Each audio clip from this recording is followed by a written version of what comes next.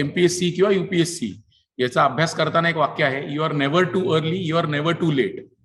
म्हणजे तुम्ही सुरुवात करताना फार लवकर सुरुवात केली का, मी मला परीक्षा लांबची द्यायची असं कधीच नसतं, किंवा फार लेट होतोय का मला असंही कधी नसतं.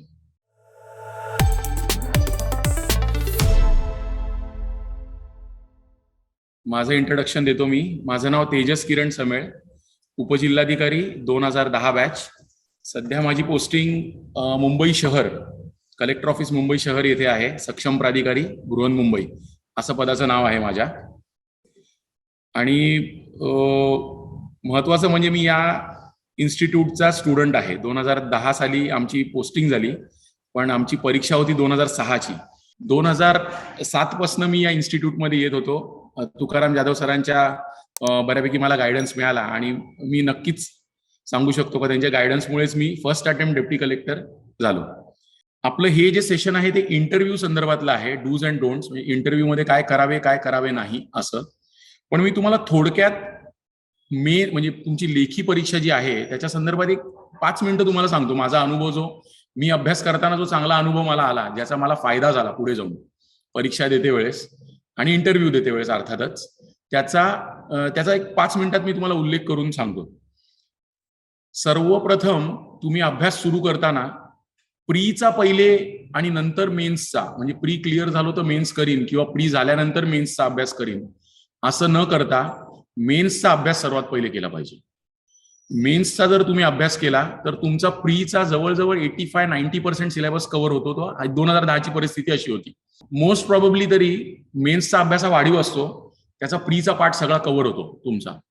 तर नेहमी अभ्यास करताना मेन्सचा अभ्यास पहिले करावा. 100% मेन्सचा अभ्यास हा तुमची प्रीचा अभ्यास सुरू व्हायच्या आधी पूर्ण जर झालेला असेल तर तुम्ही प्री 100% क्लिअर व्हाल.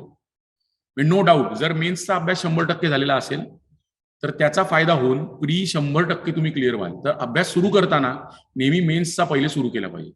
आता जर तुमच्या स्टुडंट्स पैकी कोणी असं झालेलं असेल की मेन्सचा अभ्यास केलेला नाही पण प्रीचा केलाय, तर आता तो विचार करू नका. मी तुम्हाला सजेशन दिलं, एक MPSC किंवा UPSC याचा अभ्यास करताना एक वाक्य आहे, you are never too early, you are never too late. म्हणजे तुम्ही सुरुवात करताना फार लवकर सुरुवात केली का, मी मला परीक्षा लांबची द्यायची असं कधीच नसतं, किंवा फार लेट होतोय का मला असंही कधी नसतं. म्हणजे जेव्हा जब जागो तक सवेरा आपण म्हणतो ना मराठी, हिंदीमध्ये म्हणतो आपण जब जागो तब सवेरा, तसं आहे. तुम्ही आज ठरवा, आज मला अमुक अमुक वर्षाची परीक्षा द्यायची आहे आणि त्याचा अभ्यास तुम्ही इमिजिएटली सुरू करा. आता हे म्हटलं असताना मला आत्ताच घोडके सरांनी सांगितलं का तुमच्या काहीतरी मेन्स, इंटरव्ह्यू आणि प्री सगळं असं क्लॅश होते. तर त्याचं आता तुम्ही बर्डन बिलकुल घेऊ नका. तुम्ही सातत्याने जी परीक्षा म्हणजे पहिले अपियर होणार असाल त्याचा अभ्यास तुम्ही सुरू करा. इंटरव्ह्यू संदर्भात मी तुम्हाला नंतर सांगतो. समजा मेन्स आता समोर असेल आणि त्याच्यानंतर लगेच प्री असेल तर त्या प्रीचा अभ्यास करण्याच्या बदली आता मेन्सचा अभ्यासावरच कॉन्सन्ट्रेट केलं पाहिजे. ठीक आहे, हे झालं तुम्हाला मेन्स पहिले का प्री या संदर्भातलं. नंतर आपण अभ्यास करताना सिलेबसची कॉपी सर्वात पहिले काढली पाहिजे. त्या सिलेबस कॉपी मधलं कुठल्या प्रकारची प्रश्न उत्तर विचारली जातात हे आपण बघितलं पाहिजे. म्हणजे कुठल्या प्रकारची त्याचा म्हणजे कल कसा आहे, त्या प्रश्नांचा कल कसा आहे, त्याप्रमाणे आपण सिलेबसला अटॅक केलं पाहिजे. म्हणजे कधी कधी सिलेबसमध्ये फार एलॅबोरेट असतं पण त्या दिशेने कधी प्रश्न विचारलेले नसतात. याचा अर्थ असा नाहीये की प्रश्न विचारलेच जाऊ शकत नाही त्या अर्थाने, पण तरी आपण प्रॉबॅबिलिटीचा विचार केला तर तुम्ही समजा 100% सिलेबस कंपल्सरी कव्हर करायचा, हे मी तुम्हाला सांगतोच पुढच्या टप्प्यामध्ये. 100% सिलेबस कव्हर केला आणि त्यातले 1-2% जरी जे तुम्ही विचार केला होता का ह्याच्याबद्दल कधीच काही विचारलेलं नाही त्यामुळे ह्याचा थोडा अभ्यास कमी करू, ते जरी आलं तरी सुद्धा तुम्ही क्लिअर होऊ शकता परीक्षा. ठीक आहे, तर तुम्ही सुरुवात करताना सिलेबस कॉपी काढायची.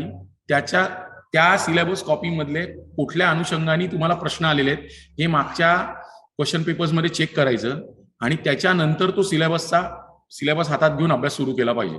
मला त्याचा प्रचंड फायदा झाला. ही टेक्निक मी इंजिनिअरिंग मध्ये शिकलो होतो का, EQ म्हणायचो आम्ही त्याला, एक्झाम क्वेश्चन्स. तर ते EQ पहिले काढायचे. म्हणजे सिलेबस कॉपी आणि EQ हा सर्वात पहिले सुरुवात. म्हणजे अभ्यासाची सुरुवात कशाने, तर कुठलं टेक्स्टबुक घेऊ आणि काय वाचू असं नसतं. म्हणजे माझ्या बाबतीत होतं. एक्झाम क्वेश्चन्स पहिले काढायचे, सिलेबस बघायचा, कसे प्रश्न येत आहेत, काही रिपीट होत आहेत का, काही कुठल्या पार्टवरचे सातत्याने येत आहेत का, मग तो पार्ट जास्ती करायचा वगैरे वगैरे असं. तर म्हणून तुम्ही अभ्यास करताना एक्झाम क्वेश्चन्स आणि सिलेबस यांनी सुरुवात करायला पाहिजे, कधीही करताना सुरुवात. ठीक आहे. आणि महत्वाचा भाग, सिलेबस मधला एकही पार्ट ऑप्शन मध्ये टाकायचा नाही. हे सुद्धा माझी इंजिनिअरिंगचीच टेक्निक होती. इंजिनिअरिंग मध्ये बऱ्याचदा असं व्हायचं का पासिंग मार्क्स 40 असतात. आता मी 2002 मध्ये इंजिनिअरिंग कंप्लीट केलेलं आहे. 2002 मध्ये इंजिनिअरिंग करत असताना हार्डली कोणाला 60% प्लस मिळायचे. म्हणजे फर्स्ट क्लास म्हणजे इंजिनिअरिंग मध्ये तो टॉप असायचा. मी मुंबई युनिव्हर्सिटीमधनं इंजिनिअरिंग केले, केमिकल इंजिनिअरिंग केलेलं आहे मुंबई युनिव्हर्सिटी. तर आता मिळतात इंजिनिअरिंगला 85-90% वगैरे, पण तेव्हा तेवढे मिळायचे नाही. मग तेव्हा लोकांचा कल कसा असायचा, 40 मार्क्स मिळवायचे, जस्ट थोडे वाढीव मिळाले तरी चालतील वगैरे वगैरे. मग 10% सिलेबस जो टफ आहे तो ऑप्शन मध्ये ठेवून टाकायचा, असा कल असायचा. पण व्हायचं काय, नेमकं काहीतरी इंजिनिअरिंग मध्ये ट्विस्टेड क्वेश्चन झाले, जो केलेला पार्ट जे ट्विस्टेड क्वेश्चन झाले, तर मग ती उत्तर मुलांना देता यायची नाही आणि मग हमखास केटी लागायची. तर हा अभ्यास जेव्हा आम्ही एक्झाम क्वेश्चन्स म्हणजे EQ तुम्हाला जे बोललो ते आणि सिलेबस याचा केला, तेव्हा लक्षात आलं माझ्या. मी आणि आमचे एक दोन मित्र, असा ग्रुप होता मित्रमैत्रिणींचा, आम्ही एकत्र करायचो. मग ते या पार्टचे तू एक्झाम क्वेश्चन्स काढ वगैरे वगैरे. तुम्ही पण तेच करा, थोडं ग्रुप स्टडीज केलेलं नेहमी फायदेशीर ठरतं. तर असं करताना आमच्या लक्षात आलं का जो सिलेबस इझी होता, जे हमखास सगळे करतात, त्याच्यात काहीतरी टफ क्वेश्चन येतो आणि मग आपल्याला त्याचं उत्तर येत नाही. आणि मग जो आपण टफ पार्ट आहे त्याचं इतकं सोपं विचारलं जातं, अरे मी ते जस्ट वाचलं असतं तरी मला उत्तर देता आलं असतं. तर same principle applies to MPSC आणि UPSC. एकदम सिंपल आहे, 100% सिलेबस कव्हर करायचा. मी 2010चा जेव्हा परीक्षा दिली, म्हणजे 2006ची परीक्षा, 2010ची बॅच, सॉरी 2006ची जी परीक्षा दिली, ती नवीन सिलेबसची पहिली परीक्षा होती. त्यामुळे त्याच्या नोट्स वगैरे अवेलेबिलिटीचा थोडासा इश्यू होता. तरी सुद्धा माझा 98% प्लस, म्हणजे मी अगदी मोजून म्हणजे असं नाही का हवेत बोलतोय 98% प्लस सिलेबस कव्हर झाला होता. एन्शियंट हिस्ट्रीचा काही पार्ट होता, तो कधीच विचारला मागे पण नाही जायचा वगैरे, आणि तो थोडासा किचकट होता.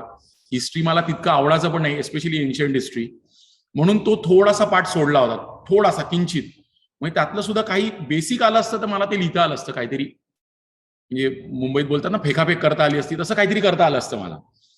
पण तरी मी 98% प्लस सिलेबस कव्हर केला होता. आणि म्हणूनच मी तुम्हाला सांगतो, तेव्हा मला चांगलं आठवतंय, 1600 मार्काचे पूर्ण रिटर्न एक्झाम, सब्जेक्टिव्ह, आता सगळं ऑप्शनल आहे ना, आता ऑप्शनल आहे, तेव्हा रिटर्न एक्झाम होती प्री नंतर. तर ते 1600 मार्कांच्या पेपरपैकी माझा फक्त 40 मार्काचा पेपर राहिला होता. आणि मला असं वाटलेलं 40चा कसा राहिला नव्हताच पाहिजे. पण नंतर जेव्हा पेपर झाल्यानंतर काही स्टुडंटशी इंटरॅक्शन वगैरे झालं, तेव्हा कळलं का कोणाचा 150चा राहिलाय, कोणाचा 200चा, कोणाचा 300, कोणाचा 400 असा राहिला. मग मला असं वाटलं का हा ओके, 40 म्हणजे आपण बऱ्यापैकी टॉप ह्याच्यामध्ये आहोत का. 40 फार क्वचित कोण मला सापडलं ज्यांनी मला सांगितलं का माझा फक्त 40चा राहिला. बाकी म्हणजे 1560 मार्काचे पेपर मी लिहिले होते सगळे मिळून टोटल 8 सब्जेक्ट पैकी. म्हणून सिलेबस 100% कव्हर करायचा, ऑप्शन काही सोडायचं नाही. आणि एक माझा महत्वाचा अनुभव त्यावेळेला असा आला का आपण नेट म्हणजे इंटरनेटचा, आता तर तुम्हाला फार सोपं झालंय. म्हणजे 2007-8 साली तर मोबाईलवरती नेट चालायचं नाही तितकं, म्हणजे GPRS वगैरे होतं. मोबाईलवर नेट हा प्रकार नव्हताच, फार तर फार मेल चेक करायचं वगैरे होतं. पण कम्प्युटर होते, त्याचा नेट इंटरनेटचं घरी ब्रॉडबँड कनेक्शन वगैरे सगळी होती, MTNL वगैरेची. तर त्याचा सर्वात जास्त वापर मी केला होता माझा अभ्यास करताना. माझं जेव्हा मी डेप्टी कलेक्टर सिलेक्शन झालं, तेव्हाच एक इमिजिएटली तुकाराम जाधव सरांनी लेक्चर ठेवलं होतं, त्याच्यात पण मी ही गोष्ट सांगितली होती. 2009 साली एंडलाच लेक्चर झालं होतं का इंटरनेटचा सर्वात जास्त वापर करा. आणि तो कशासाठी करा हे पण मी तुम्हाला सांगतो. म्हणजे इंटरनेटचा वापर करा ही फार मोघम बोलल्यासारखं झालं. गव्हर्नमेंटची प्रत्येक वेबसाईट व्हिजिट करायची, सेंट्रल गव्हर्नमेंट, महाराष्ट्र गव्हर्नमेंट दोन्ही. प्रत्येक वेबसाईट 100% सिलेबस कव्हर. तसंच प्रत्येक वेबसाईट कव्हर करायची. महाराष्ट्र.gov.in जायचं, त्याच्यामध्ये जेवढ्या लिंक्स आहेत, फेसबुक पेज ओपन करता का नाही, तेव्हा सोडता का एखादा पोस्ट बघणं किंवा एखादा कोणी लाईक केले बघणं सोडत नाही ना, तसं करायचं. 100% लिंक ओपन करायच्या आणि त्याच्यात आपल्या सिलेबसशी निगडीत एक शब्द जरी असला तरी ते पूर्ण पेज डाउनलोड करायचं, त्याची वर्ड फाईलमध्ये कॉपी करायचं, अनवॉन्टेड मटेरियल डिलीट करायचं आणि जे उरेल त्याच्या प्रिंट काढून तुमच्या नोट्स तयार होतात. हे 100% तुम्ही करा. याचा फायदा मेन्सला तर होतोच, म्हणजे प्री आणि मेन्सला तर होतो, पण इंटरव्ह्यूला ह्याचा प्रचंड फायदा होतो. कारण का हा जो पार्ट आहे ना, ही बरेचसे स्टुडंट्स आहेत ते दुर्लक्ष करतात. हा पार्ट का गव्हर्नमेंट वेबसाईट्स जनरली तिथे तुमच्या इंटरव्ह्यूला जी बसलेली लोक असतात ना ती गव्हर्नमेंटचीच असतात. म्हणजे आता आता मला माहित नाही पॅनल वगैरे कसं असतं, पण माझ्या वेळेला तसं होतं का ते गव्हर्नमेंटची सुपर सिनियर IAS ऑफिसर्स आणि retired IAS officers, retired IPS officers, कोणी इंडियन फॉरेन सर्व्हिसेस मधला असेल तर तो एखादा व्यक्ती असतो तिकडे. त्यामुळे त्यांचा कल थोडासा गव्हर्नमेंटच्या दिशेने जास्त असतो. मग ते प्रश्न विचारताना पण तुम्हाला गव्हर्नमेंटशी रिलेटेड प्रश्न थोडेसे विचारत असतात, किंवा त्यांनी एखादा प्रश्न विचारला आणि तुम्ही गव्हर्नमेंटच्या अँगलनी त्याचं उत्तर दिलं तर ते इम्प्रेस होतात आणि तुम्हाला मार्क जास्ती मिळतात. मग ते तुम्ही कधी करू शकाल जेव्हा गव्हर्नमेंटचं जे काय चाललेलं आहे ते 100% तुम्हाला माहिती असेल तरच. म्हणून गव्हर्नमेंटची प्रत्येक वेबसाईट, प्रत्येक लिंक म्हणजे प्रत्येक डिपार्टमेंट असतं. महाराष्ट्र.gov.in असेल तर त्यामध्ये सगळ्या डिपार्टमेंट्सची नावं असणार, त्या डिपार्टमेंटची सेपरेट वेबसाईट असते. ते सगळं तुम्ही तिकडे क्लिक करायचं. आपल्याशी रिलेटेड जे काय आहे, ऍब्सोल्युटली जे काय आहे, एक शब्द जरी असला तरी ते डाउनलोड करायचं आणि ते वाचून ठेवायचं. हा तुम्हाला इंटरव्ह्यूच्या आधीचा पार्ट मी थोडक्यामध्ये समजून सांगितला. आता आपण जे आजचा मेन मुद्दा आहे इंटरव्ह्यू, आपल्याला interview dos and don'ts during an interview, त्याच्याकडे वळूया आपण सुरुवात करूया इंटरव्ह्यूची आधीची तयारी. आधी म्हणजे इमिजिएटली आधी नाही, तुमचं सिलेक्शन म्हणजे प्री व्हायची आहे, मेन्स व्हायची आहे, किंवा प्री झाली आहे, मेन्सचा अभ्यास करताय आणि यू आर फेअरली कॉन्फिडंट का आता आपण इंटरव्ह्यूला सिलेक्ट होणार आहोत.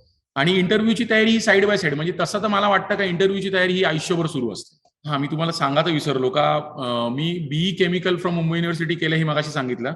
मी MBA फ्रॉम सिडनम म्हणजे MMS from सिडनम institute of management studies, government college आहे मुंबईमध्ये, तिकडनं मी MBA देखील केलेला आहे. आणि माझं जेवढं काही इंटरव्ह्यूचा जो अभ्यास म्हणा किंवा तयारी म्हणा ती त्या MBAच्या दरम्यान झाली होती. म्हणजे तिथे तर प्रॉपर आता ते मी 2002 ते 2005 म्हणजे 2 वर्षाचा कोर्स होता. 2003 ची परीक्षा म्हणजे ऍडमिशन 2003-5 3 ते 5 ची माझी बॅच होती. तर त्यावेळेला हे कॅमेरे वगैरे असा प्रकार इतका नव्हता. मोबाईलमध्ये तर बिलकुल नव्हते कॅमेरा, हार्डली एखादा मोबाईल असायचा ज्यात कॅमेरा असायचा. पण प्रॉपरली हँडीकॅम घेऊन त्याचं शूटिंग करून वगैरे आमचं इंटरव्ह्यूचं ग्रुप डिस्कशन पण असायची, पण तो आपल्या इथे नाही. MPSC UPSC त्याच्याबद्दल काही सांगत नाही. पण इंटरव्ह्यूच्या बाबतीमध्ये तेव्हा प्रॉपरली शूटिंग काढून तुम्ही कुठे चुकताय बोलताना, तुम्ही बसताना कसे चुकताय वगैरे असं ट्रेनिंग दिलं जायचं. सिडनम इन्स्टिट्यूट ऑफ मॅनेजमेंट हे फार मोठं इन्स्टिट्यूट आहे, गव्हर्नमेंट कॉलेज आहे. त्याच्यामध्ये पेमेंट सीट वगैरे हा प्रकार नाही, मेरिटमध्ये आला तरच ऍडमिशन मिळते. आणि मुंबईचे दिग्गज सगळे तिकडे शिकवायला येतात. व्हिजिटिंग फॅकल्टी असतात, हार्डली एखादा फॅकल्टी त्या कॉलेजचा असतो आणि बाकी सगळे व्हिजिटिंग फॅकल्टी म्हणजे त्या त्या क्षेत्रातले जे सर्वात नावाजलेले आहेत ते तिकडे शिकवायला येतात.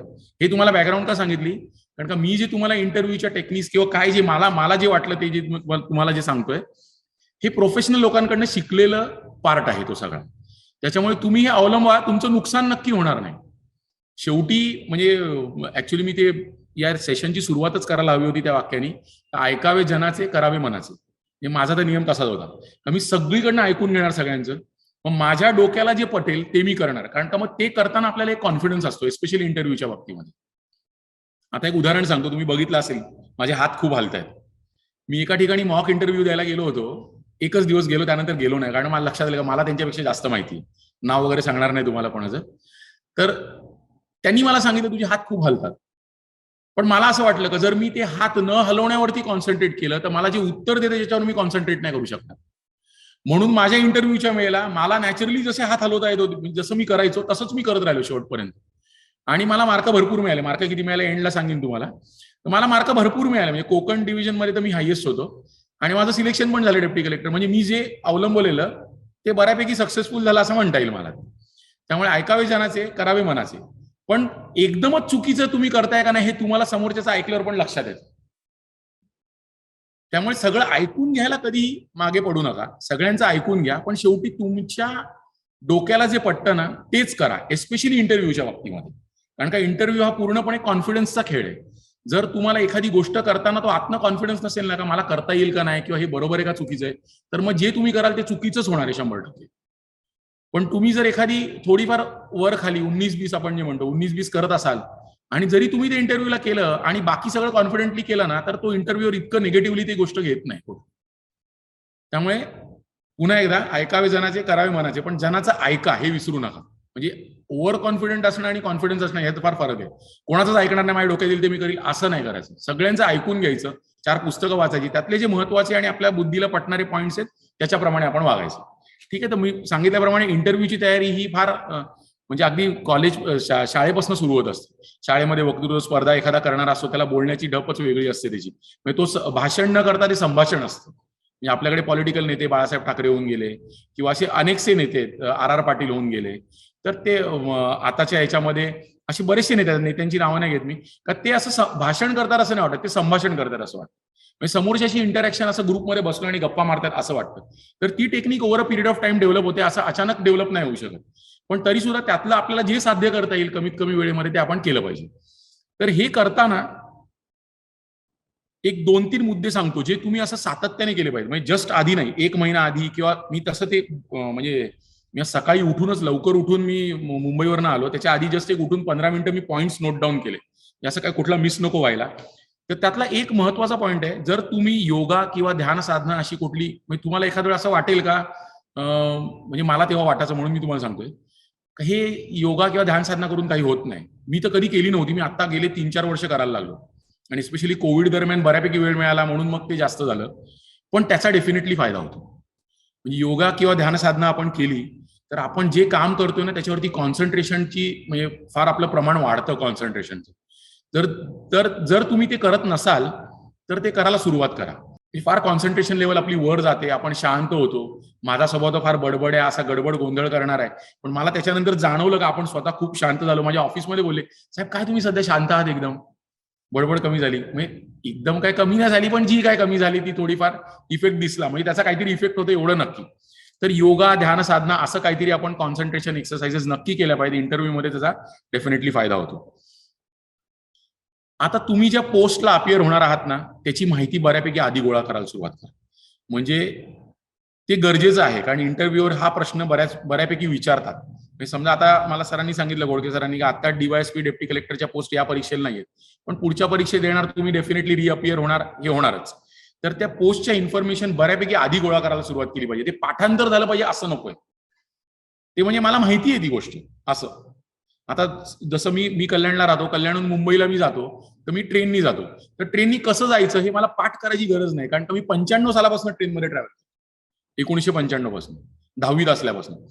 म्हणजे ते अंगवळणी पडलं पाहिजे ना, असा त्या पोस्टची माहिती वगैरे वगैरे तुम्हाला खूप आधीपासून सुरू करायची. म्हणजे त्याचा उलटसुलट प्रश्न इंटरव्ह्यूवरनी विचारला तर तुम्हाला इझिली उत्तर देता आलं पाहिजे.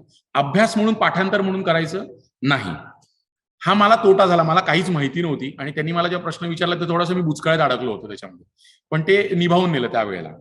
ठीक आहे. फिजिकल आणि मेंटल हेल्थ तुमची मेंटेन झाली पाहिजे. फिजिकल हेल्थ मी ह्याच्यासाठी म्हणतोय का जेव्हा तुम्ही एखाद्या व्यक्तीच्या समोर जाता तेव्हा तुमचं शरीर जर प्रॉपर प्रपोर्शन मध्ये असेल, बघा शरीर ही देवाची देणगी आहे, त्याच्याबद्दल काहीच डाऊट नाहीये, पण जे तुम्हाला देवाने दिलेलं आहे ना ते तुम्ही त्याचं जतन केलं पाहिजे व्यवस्थित. म्हणजे व्यायाम केला पाहिजे, चांगलं खाल्लं पाहिजे. अगदी बेढप होणं चुकीचं आहे किंवा अगदी बारीक असणं चुकीचं आहे. तुम्ही जेव्हा इंटरव्ह्यूच्या रूम मध्ये एंट्री करताना त्यावेळेला तुम्हाला बघून त्या माणसाला असं वाटलं पाहिजे का अरे छान पर्सनॅलिटी आहे. आणि जे first impression is last impression आपण म्हणतो ना त्या प्रकारचं.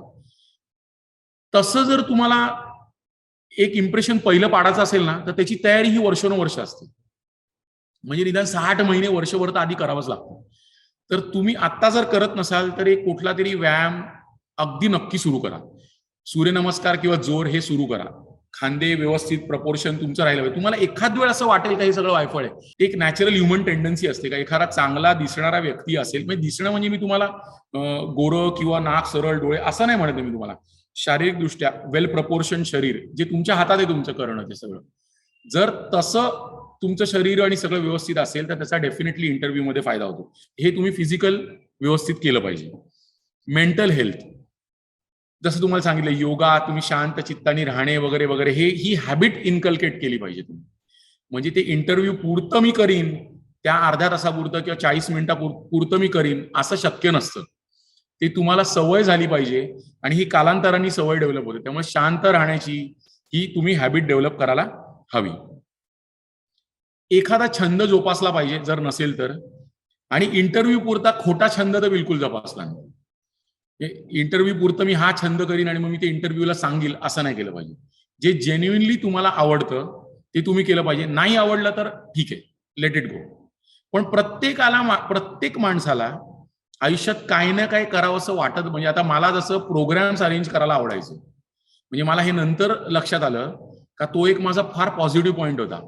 म्हणजे जसं पुण्यामध्ये तुमच्या गणपती 1993ला 1893ला टिळकांनी सुरू केले. कल्याणमध्ये नेक्स्ट स्टॉप होता कल्याण 1894. तो आमच्या मंडळाचा गणपती होता. म्हणजे आमच्या मंडळाच्या गणपतीला पुण्यानंतर 1 वर्षांनी टिळकांनी सुरुवात केली होती. तर त्या मंडळाचा मी अगदी सक्रिय सभासद अगदी लहानपणापासून, म्हणजे 5वी 6वी अक्कल आल्यापासून. त्यामुळे ते कार्यक्रम अरेंज करणे, गणपतीचा कार्यक्रम असो, नवरात्री उत्सव मोठ्या प्रमाणात असतो, हे कार्यक्रम अरेंज करणे हा माझा छंद होता. आणि मी तेच इंटरव्ह्यूला सांगितलं. आणि नंतर सर्व्हिस जॉईन करायला लक्षात आलं का मुळात हे सगळं डेप्टी कलेक्टर असो, डीवायएसपी असो, हे सगळं तुमची मॅनेजमेंटच असते. तुमचं नॉलेज तुम्हाला वाचून कळून जातं त्यावेळेला, पण ही सगळी मॅनेजमेंट असते. तर मे बी तो छंद मला होता, त्याच्याबद्दल मी 1-2 उत्तरं चांगली दिली असावी, म्हणून मला मार्क जास्ती मिळाले त्याच्यामध्ये, असं मला नंतर जाणवलं. तर एक तुम्हाला जो आवडतो तो हा छंद जोपासा, असं नाही सांगत मी, तर एक छंद जोपासा आणि तो मनापासून आतनं आला पाहिजे. आणि त्या संदर्भात कधीही खोटं बोलायचं नाही. म्हणजे काहीतरी हा छंद चांगला वाटतोय सांगायला आणि मग त्या संदर्भात मी बोललो तर चांगले पॉईंट्स मिळतील किंवा मार्क्स मिळतील, असं नाही. जो जेन्युइन तुम्हाला छंद आवडला असेल त्या संदर्भात बोला. कारण तुमच्या इंटरव्ह्यूवर हा तुमच्यापेक्षा हुशार असतो. तो उलटे सुलटे प्रश्न विचारून तुम्हाला अडकवू शकतो. त्याला लगेच कळतं का ह्याला आपल्याला माहिती आहे का नाही. त्यामुळे तो एक छंद जोपासा, जेन्युइन छंद जोपासा. अजून एक असं आहे का तुम्हाला जर याच्या पूर्वी, म्हणजे अगदी स्टुडंट, मी तर एमबीए झाल्यानंतर लगेच त्या एमपीएससीचा अभ्यास सुरू केला 2006 मध्ये, परीक्षा झाली नाही वगैरे वगैरे. मी ह्याच्या अगोदर कधीच काही जॉब केला नव्हता, ना प्रायव्हेट ना गव्हर्नमेंटचा तर विषयच नाही काय. तर तसं जर असेल तर आपण त्याला काही करू शकत नाही.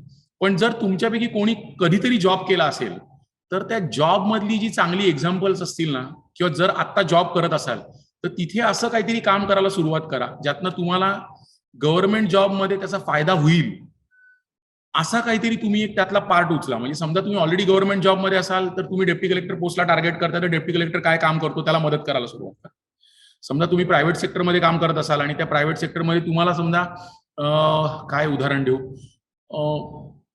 त्या त्या ऑर्गनायझेशनचा एखादा मोठा कार्यक्रम आहे जिकडे ऑल ओव्हर इंडियामधनं, किंवा तुम्ही तितक्या मोठ्या ऑर्गनायझेशनमध्ये समजा नसलात तर एक 4-5 ब्रांचेस मधनं तुमच्या इकडे लोक येणार आहेत, तर तो कार्यक्रम अरेंज करायचा, तर तो कार्यक्रम तुम्ही अरेंज करा.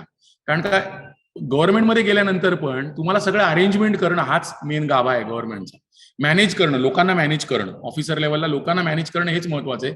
तेच तुम्ही एखाद्या कार्यक्रमात करत असता. तर ते जर तुम्ही केलं ना आणि तो अनुभव लिहून ठेवा, याचा इंटरव्ह्यू मध्ये प्रचंड फायदा होतो. म्हणजे मी तुम्हाला जसं सांगितलं, त्यांनी मला विचारलं की तुमचा छंद काय, तर मला कार्यक्रम अरेंज करणं आवडतं, तर मग त्याचा तुम्हाला जॉबमध्ये काय फायदा होईल. तर मला तेव्हा तितकं माहित नव्हतं, पण मला असं वाटलं का उत्तर द्यावं, कारण एमबीए मध्ये केलं होतं. तर म्हटलं being an officer I have to always manage people and I have learn to manage people during festivals, असं मी त्यांना म्हटलं. ऍक्च्युली फेस्टिवल्स हे पण चुकीचं होतं, मी फक्त त्याचा विचार केला, पण कार्यक्रम तर मी सगळे अरेंज करायचो. म्हणजे आमच्या आळीमध्ये कोणाचं, आळी म्हणजे आमच्या एरियामध्ये कोणाचं लग्न असेल, कोणाचं मुंज असेल, काय असेल, तर आम्ही पहिले सगळं भांडी उचलायला वगैरे पहिले पुढे पळायचो. मग ते पण एक मॅनेजमेंटचा पार्टच आहे ना. म्हणजे समोरचा काय उत्तर देतो, समोरच्याला कसं सांगून काम करून घ्यायचंय, किंवा तुमच्याकडे जी हाताखाली जे मनुष्यबळ आहे त्याचा सर्वात चांगला वापर कसा करायचा आहे वगैरे वगैरे. तर हा सगळा मॅनेजमेंटचा पार्टच होता. पण मी त्यांना ते उत्तर दिलं, बहुतेक त्यांना ते पटलं असेल की ही जर नोवाईस, यांनी कुठे जॉब केलेला नाही, तर ह्याच्या बुद्धीला जे पटलं ते त्यांनी उत्तर दिलं. म्हणून तुम्ही जर आता जॉब करत असाल तर त्याच्यातनं असं काहीतरी निवडा किंवा असं काहीतरी काम करा का ज्याचा तुम्हाला गव्हर्नमेंट जॉब करताना फायदा होईल. आणि एस्पेशली इंटरव्ह्यू मध्ये जर असा कुठला फायदा होणार असेल जे सांगता येण्यासारखं असेल तर ते जॉट डाऊन करून ठेवा. तर ही तयारी जी आहे ती ही इमिजिएटली तुम्ही सुरू करण्यासारखी तयारी आहे. ठीक आहे, प्रिपरेशन राईट नाव, मी असं त्याला माझ्या नोटमध्ये लिहिलेलं होतं. आता फायनल मंथ म्हणजे तुमचा इंटरव्ह्यू साधारण 1 महिन्याभरावरती आहे, किंवा असं एक्झॅक्ट तर समजा कधी कधी सांगता येत नाही, पण साधारण तुम्हाला माहिती आहे आता मेन्स झाली, आता 3-4 महिन्यात इंटरव्ह्यू आपला येणार आहे, तर एखाद महिना ब्रेक घ्या किंवा अभ्यास करा पुढच्या परीक्षेचा, दुसऱ्या कुठल्या करत असाल तर. आणि फायनल मंथ मध्ये तुम्ही काय केलं पाहिजे, जे माझ्या अनुभवात, मी केलं नव्हतं बाय द वे, मी केलं नव्हतं कारण आमचा रिझल्ट काहीतरी 9 तारखेला लागला आणि 17ला माझा इंटरव्ह्यू होता. पहिल्या का दुसऱ्याच दिवशी इंटरव्ह्यू होता माझा. त्यामुळे तसं काय मला वेळ असा मिळाला नव्हता विशेष, पण कंटिन्युअसली टचमध्ये असल्यामुळे म्हणजे ती सवयच लागली होती. त्या न्यूज आर्टिकल्स वाचणे, तो कलच डेव्हलप झाला होता मेन्सचा अभ्यास करताना, प्रीचा अभ्यास करताना. तर ते सतत सातत्याने करतच होतो, त्यामुळे तो विषय नाही.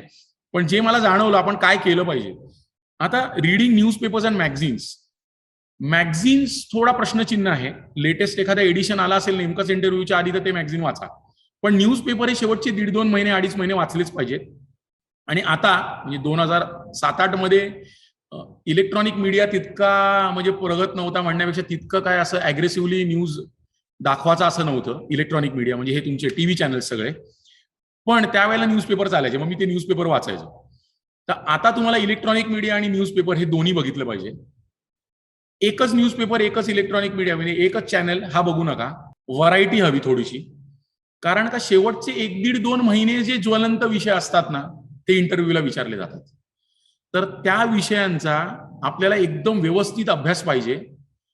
त्याचं उत्तर देताना बायस्ड म्हणजे एका तर्फे न देता त्याचं प्रॉपरली डिप्लोमॅटिक उत्तर दिलं पाहिजे. हे मी तुम्हाला पुढे सांगतो कसं काय करायचं. पण ह्याची तयारी म्हणून त्या विषयाबद्दल तुम्हाला इत्तमभूत माहिती पाहिजे. म्हणजे युक्रेन रशिया वॉर चाललाय, आता तुमचा समजा या आठवड्यात इंटरव्ह्यू असेल आणि तिकडे युक्रेन आणि रशियाचं युद्ध पेटलेलं आहे, तर त्याच्याबद्दल तुम्हाला कंप्लीट माहिती पाहिजे. का नेटो का जन्माला आली, मग नेटोनी त्या युक्रेनला आतमध्ये घेण्याचा प्रयत्न केला, मग ते क्रायमियामध्ये रशिया घुसली तिकडे आणि मग ते पार्ट कॅप्चर केला, मग युक्रेननी त्यांची न्यूक्लिअर वेपन्स देऊन टाकली होती म्हणून मग रशियानी पण बिंदास घुसले तिकडे वगैरे वगैरे. आणि फायनली उत्तर देताना एकदम डिप्लोमॅटिक दिलं पाहिजे. तुमचं पर्सनल लाईफ आणि गव्हर्नमेंट लाईफ हे दोन वेगळ्या गोष्टी आहेत, तुम्ही नेहमी लक्षात ठेवलं पाहिजे. तर न्यूजपेपर्स, मॅगझिन्स हे तुम्ही का वाचलं पाहिजे याचं एक तुम्हाला आत्ताचं उदाहरण मी तुम्हाला दिलं. कॉन्ट्रोवर्शियल डेव्हलपमेंट्स काही असतील तर त्या संदर्भात तुम्हाला अगदी इत्तमभूत माहिती पाहिजे. म्हणजे याच्यावरनं काहीतरी कॉन्ट्रोवर्सी झालेली आहे. आता जसा ते एसटीचा संप चालू आहे, काल पवार साहेबांच्या घरावरती दगडफेक झाली वगैरे वगैरे, असा कॉन्ट्रोवर्शियल इश्यू जर असेल तर त्याची माहिती संपूर्णपणे तुम्हाला हवी. आणि त्याचं पण हेच का डिप्लोमॅटिक आन्सर तुम्हाला जरी एखाद्या वेळ कधी कधी आपल्याला माणूसच आहे, शेवटी आपण कम्प्युटर नाहीये, म्हणजे इतकं काय असे आपल्याला न्यूट्रल स्टँड प्रत्येक वेळेस घेता येतो असं नाहीये. पण जो काय असेल तो तुम्ही डिप्लोमॅटिक स्टँड आणि व्यवस्थित स्टँड, सगळ्यांचं होईल, कोणाचं नुकसान नाही, कोणाचा फायदा नाही असा होणारा तुम्ही स्टँड, त्याचं उत्तर, त्याच्या संदर्भातली माहिती हे सगळं तुम्ही रेडी करून ठेवलं पाहिजे शेवटच्या 1.5-2 महिन्यातलं. मला असं वाटत नाही का 1 वर्षापूर्वी एखादी जी कॉन्ट्रोवर्सी झाली असेल त्याच्याबद्दल तुम्हाला कोणी विचारेल, असं मला वाटत तरी नाही. पण ते अभ्यासाच्या ओघात तुमच्या नजरेखालनं गेलेलीच असेल. पण स्पेशली 1.5-2 महिन्यातली मागच्या जी कॉन्ट्रोवर्सी किंवा जे लेटेस्ट डेव्हलपमेंट्स आहेत हे तुम्हाला माहिती हवेत. वर्ल्ड, नॅशनल आणि स्टेट इश्यूज ह्याच्यात सगळं कव्हर झालं पाहिजे. म्हणजे देश पातळीवरती, राज्य पातळीवरती आणि आंतरराष्ट्रीय पातळीवरती हे सगळं तुम्हाला माहिती पाहिजे. म्हणजे मी एमपीएससी देतोय तर मी फक्त स्टेटचं करीन असं त्यात नसतं. ते तुमची तपासणी ही ऍज अ पर्सनॅलिटी करत असतं. म्हणजे तुमची पर्सनॅलिटी कशी आहे आणि तुम्हाला किती माहिती आहे वगैरे विचारत असतात. मग असा फार संकुचित विचार करून चालत नाही. ओके. आणि जेव्हा तुमच्याकडे वेळ असेल, 2 महिने 3 महिने इंटरव्ह्यूसाठी आहेत, जसं मी तुम्हाला सांगितलं, मी एमबीएला असताना त्याचं रेकॉर्डिंग वगैरे करून सगळं करायचंय, तर तुम्ही तुमच्या इंटरव्ह्यूची रेकॉर्डिंग केली पाहिजे. जे तुम्हाला रेकॉर्डिंगमध्ये बघताना तुमच्या लक्षात येईल का या गोष्टी मी काही चुकीच्या करतोय, त्या गोष्टी तुम्ही टाळल्या पाहिजेत. आणि त्याच्यासाठी प्रॅक्टिस लागते. आणि ती प्रॅक्टिस करण्यासाठी पहिले तुम्हाला कळणं गरजेचं आहे का मी हे चुकीचं करतो. राईट. म्हणजे मला एक चांगलं उदाहरण आठवतंय. मी एमबीएला असताना एका म्हणजे ते इंटरव्ह्यूची शूटिंग वगैरे करत होतो, मी शूटिंग करायचो त्याची, आणि मग माझी शूटिंग कोणतरी दुसरं करायचं शेवटी. तर एका मुलाला अशी सवय होती, उत्तर देताना असं बटनाला असा हात लावायचा. म्हणजे त्याच्या ते लक्षात सुद्धा नव्हतं का आपण उत्तर देताना असं बटनाला हात लावतोय, असं असं दिसतंय तुम्हाला बहुतेक याच्यात दिसत असावं, तो असा हात लावायचा बटनला. पण ते त्याच्या व्हिडिओ शूटिंगच्या दरम्यान आम्हाला सरांनी सांगितलं, बघा this is not a good habit की असं तो असं बटनाला हात लावतोय, दिस डझंट लुक गुड. मग त्याला ते प्रॅक्टिसनी ते हात असा हात खाली ठेवून उत्तर दे, हात खाली ठेवून उत्तर दे, हात खाली ठेवून, मग त्याची सवय ती गेली. मग अशा सवयी तुम्हाला काही असू शकतात. किंवा एखादं उत्तर देताना, एखाद्या शब्दाचा उच्चार करताना तुम्ही चुकत असाल तर ते तुम्हाला सुधारता येऊ शकतं. पण हे कधी होऊ शकतं जर त्याचं तुमच्याकडे रेकॉर्डिंग असेल तर. हे रेकॉर्डिंग कधी होऊ शकतं, शेवटच्या 15 दिवसातला विषय नाहीये किंवा शेवटच्या महिनाभरातला पण हा विषय नाहीये. ह्याची प्रॅक्टिस सातत्याने 2.5-3 महिने तुम्ही दर 2 दिवसांनी एक मॉक इंटरव्ह्यू मित्रांमध्येच उलट प्रश्न विचारा, त्याचं रेकॉर्डिंग करा, बघ हे तू चुकला वगैरे असं तुम्ही केलं पाहिजे, असं माझं प्रांजळ मत आहे. ठीक आहे. हे साधारण झालं तुमचं एक महिनाभर आधी करायची किंवा त्याच्या पण आधी करायची तयारी संदर्भात मी तुम्हाला सांगितलं. आता लास्ट वीक, शेवटच्या आठवड्यात तुम्ही काय केलं पाहिजे. शेवटच्या आठवड्यात नवीन काही शिकण्याचा प्रयत्न करायचा नाही. सर्वात पहिले, जसं मी तुम्हाला सांगितलं, माझा रिझल्ट काहीतरी 9 तारखेला लागला होता आणि माझा इंटरव्ह्यू 17 तारखेला होता. आणि मी त्या एका मॉक इंटरव्ह्यूला गेलो मुंबईमध्ये आणि त्यांनी मला सांगितलं तू हातवारे करणं बंद कर. मी काय ते ऐकलं नाही. मला माहित होतं का मी 1-2 मॉक इंटरव्ह्यू देऊन माझे हात वारे करायचे थांबणार नाहीयेत. त्याच्याकडे लक्ष दिलं तर उत्तर बाजूला राहील आणि हाताकडेच लक्ष राहील. म्हणून मी ती नवीन सवय लावून घेण्याचा प्रयत्न काही केला नाही. तर सर्वप्रथम शेवटच्या आठवड्यामध्ये कोणीतरी काहीतरी सांगितलं किंवा कुठेतरी मी वाचलं किंवा एखादा मॉक इंटरव्ह्यू अटेंड केला आणि मग त्यांनी मला काहीतरी सांगितलं आणि ते इझी नसेल तर ते कराच्या भानगडीत पडू नका. ठीक आहे. आता मुलांकरता नाही, फॉर दॅट मॅटर एनीबडी, मुलं किंवा मुलींकरता शेवटच्या, म्हणजे तुम्हाला असं वियर्ड वाटेल ते ऐकून, पण शेवटच्या आठवड्यात ना कपडे खरेदी करणे इंटरव्ह्यूसाठी किंवा नवीन शूज घेणे किंवा नवीन हेअरकट करणे हा प्रकार करायचा नाही. तुम्हाला एखाद वेळ हे वियर्ड वाटेल ना, पण हा माझा अनुभव मी तुम्हाला सांगतो. असल्या गोष्टी काही करायच्या नाही. तुम्ही केस जे कापाल ना ते इंटरव्ह्यूच्या तारखेच्या 12-15 दिवस आधी कापले पाहिजे, म्हणजे तुमचं नंतर ते नॅचरल वाटतं. ते नॉर्मल नॅचरल आलाय तर अगदी फार काटे त्या इंटरव्ह्यूच्या आदल्या दिवशी जायचं आणि काटेकोर काहीतरी केस करायची आणि असं करायचं, ते अननॅचरल वाटतं. हा माझा पॉईंट ऑफ व्ह्यू आहे. ऐकावे जनाचे, करावे मनाचे. तुम्हाला जर ते करून कॉन्फिडन्स वाटत असेल, मी आदल्या दिवशी केस कापले तर मला कॉन्फिडंट वाटतं, बा मस्त बारीक केस आहेत, छान दिसतोय मी, तर तुम्ही ते करा, नो डाऊट. परंतु माझा असा अनुभव आहे का तुम्ही 12-13-15 दिवस आधी मुलांनी केस कापून आणले, नीट करून आणले तर ते सेट होतात, तुम्ही व्यवस्थित राहता, तुम्हाला त्याची सवय पण पडते आणि तुम्ही व्यवस्थित दिसता पण, असं मला नेहमी वाटतं. मी एक सजेशन दिलं, ऐकायचं का नाही हा तुमचा विषय. त्यानंतर कपडे नवीन घ्यायचे नाही, शूज नवीन घ्यायचे नाही शेवटच्या आठवड्यात. काय होतं मी तुम्हाला सांगतो, इंटरव्ह्यू देताना ना इंटरव्ह्यूची उत्तरं देणे हे सोडून दुसरीकडे कुठेच फोकस नको. म्हणजे आता मला मॅरेथॉन, मी हाफ मॅरेथॉन धावतो दरवर्षी एक तरी. कोविडची वर्ष सोडून मी गेले 5-1 वर्ष 2016 5-7 वर्ष हाफ मॅरेथॉन कंप्लीट केले. तर हाफ मॅरेथॉन मध्ये एक सांगतात जे म्हणजे आपण जे असतात ना रेग्युलर धावणारे, का त्या मॅरेथॉनच्या दिवशी नवीन शूज कधीच घालायचे नाही. ऍक्च्युली नवीन शूज घालणं चांगलं असतं, कारण यूज शूज पेक्षा नवीन शूज जे असतात ना ते सॉफ्ट असतात यूज शूज पेक्षा. पण मग तुम्हाला मॅरेथॉन धावायच्या ना महिनाभर आधी ते नवीन शूज घ्यायचे आणि मग त्याच्यावरती धावायचं 10-12-15 वेळा. मग ते कम्फर्टेबल आहेत का नाही तुम्हाला कळतं. नाही तर नेमकी त्या दिवशी तुम्ही घालता ते टाईट, लूज, लेस सुटणारी असं काहीतरी भानगड होते आणि मग त्या मॅरेथॉनवरती त्याचा इफेक्ट होतो. तसंच इंटरव्ह्यूच्या बाबतीत चकाचक नवीन शूज घेईल असं आपण म्हणतो, आपण नवीन शूज घेतो, ते घालत नाही आधी आणि घातल्यानंतर लक्षात येतं हा टाईट होतोय, हा चावतोय, ह्याची लेस नीट बांधली जात नाही वगैरे वगैरे. मग तुमचं लक्ष त्याच्याकडे जातं सगळं. म्हणून इंटरव्ह्यूच्या शेवटच्या आठवड्यात कपडे नवीन घ्यायचे नाही, शूज नवीन घ्यायचे नाही, नवीन काहीही असलं काही करायचं नाही. जे तुम्ही वापरत आला आहात 1-1.5 महिना आधी घ्या, जर तुम्हाला इच्छा असेल काही वेगळं करण्याची 1-1.5 महिना आधी घ्या, ते घालून बघा, त्याच्यावरती 1-2 मॉक इंटरव्ह्यू देऊन बघा आणि मग ते कम्फर्टेबल असेल तर ते इंटरव्ह्यूच्या दिवशी वापरा. अगदी कोरा करकरीत शर्ट वगैरे घालणं हे तर एकदम चुकीचं आहे. वापरते कपडे, वापरते शूज हेच घातलं पाहिजे. इवन सॉक्स पण वापरते घातले पाहिजेत.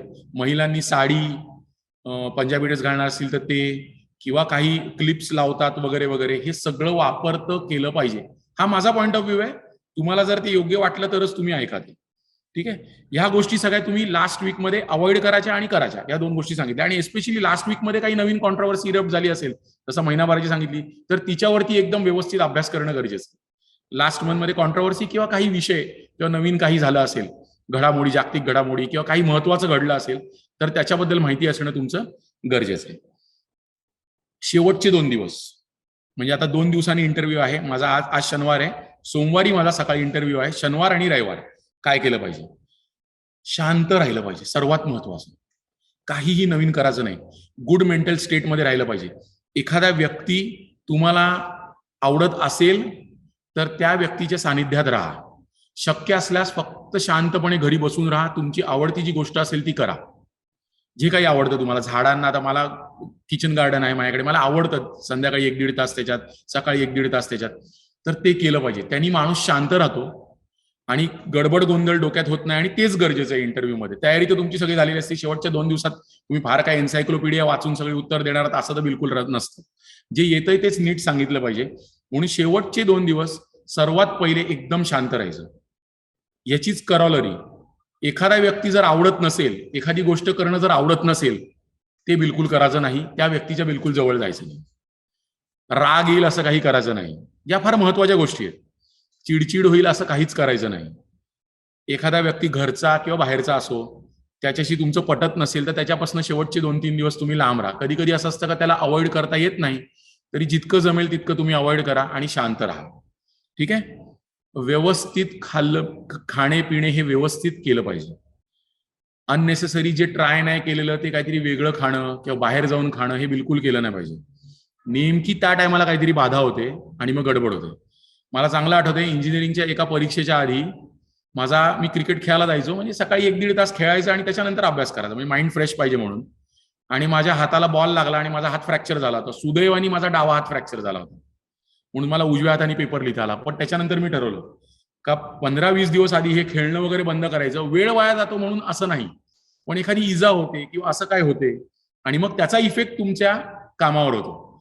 इंटरव्ह्यूला जाताना समजा तुमचं पोट खराब असेल, विचार करा, अगदी एक्स्ट्रीम एक्झाम्पल देतो, तर कसं होईल तुमचं? इंटरव्ह्यूकडे लक्षच राहणार नाही तुमचं. म्हणून शेवटचे 2-3 दिवस घरातलं खायचं, सात्विक खायचं, फार स्पायसी हे ते वगैरे असं खायचं नाही. जे तुम्ही रेग्युलर खाता, जे आवडतं तुम्हाला तेच खायचं, कमी प्रमाणात खायचं आणि फ्रेश राहायचं. ठीक आहे. एखाद वेळ तुम्हाला या गोष्टी इतक्या पटणार नाहीत, पण माझ्या अनुभवावरनं मी तुम्हाला सांगतो. त्यामुळे जमलं तर तुम्ही हे सगळं मी सांगतोय तेवढं करा फॉलो.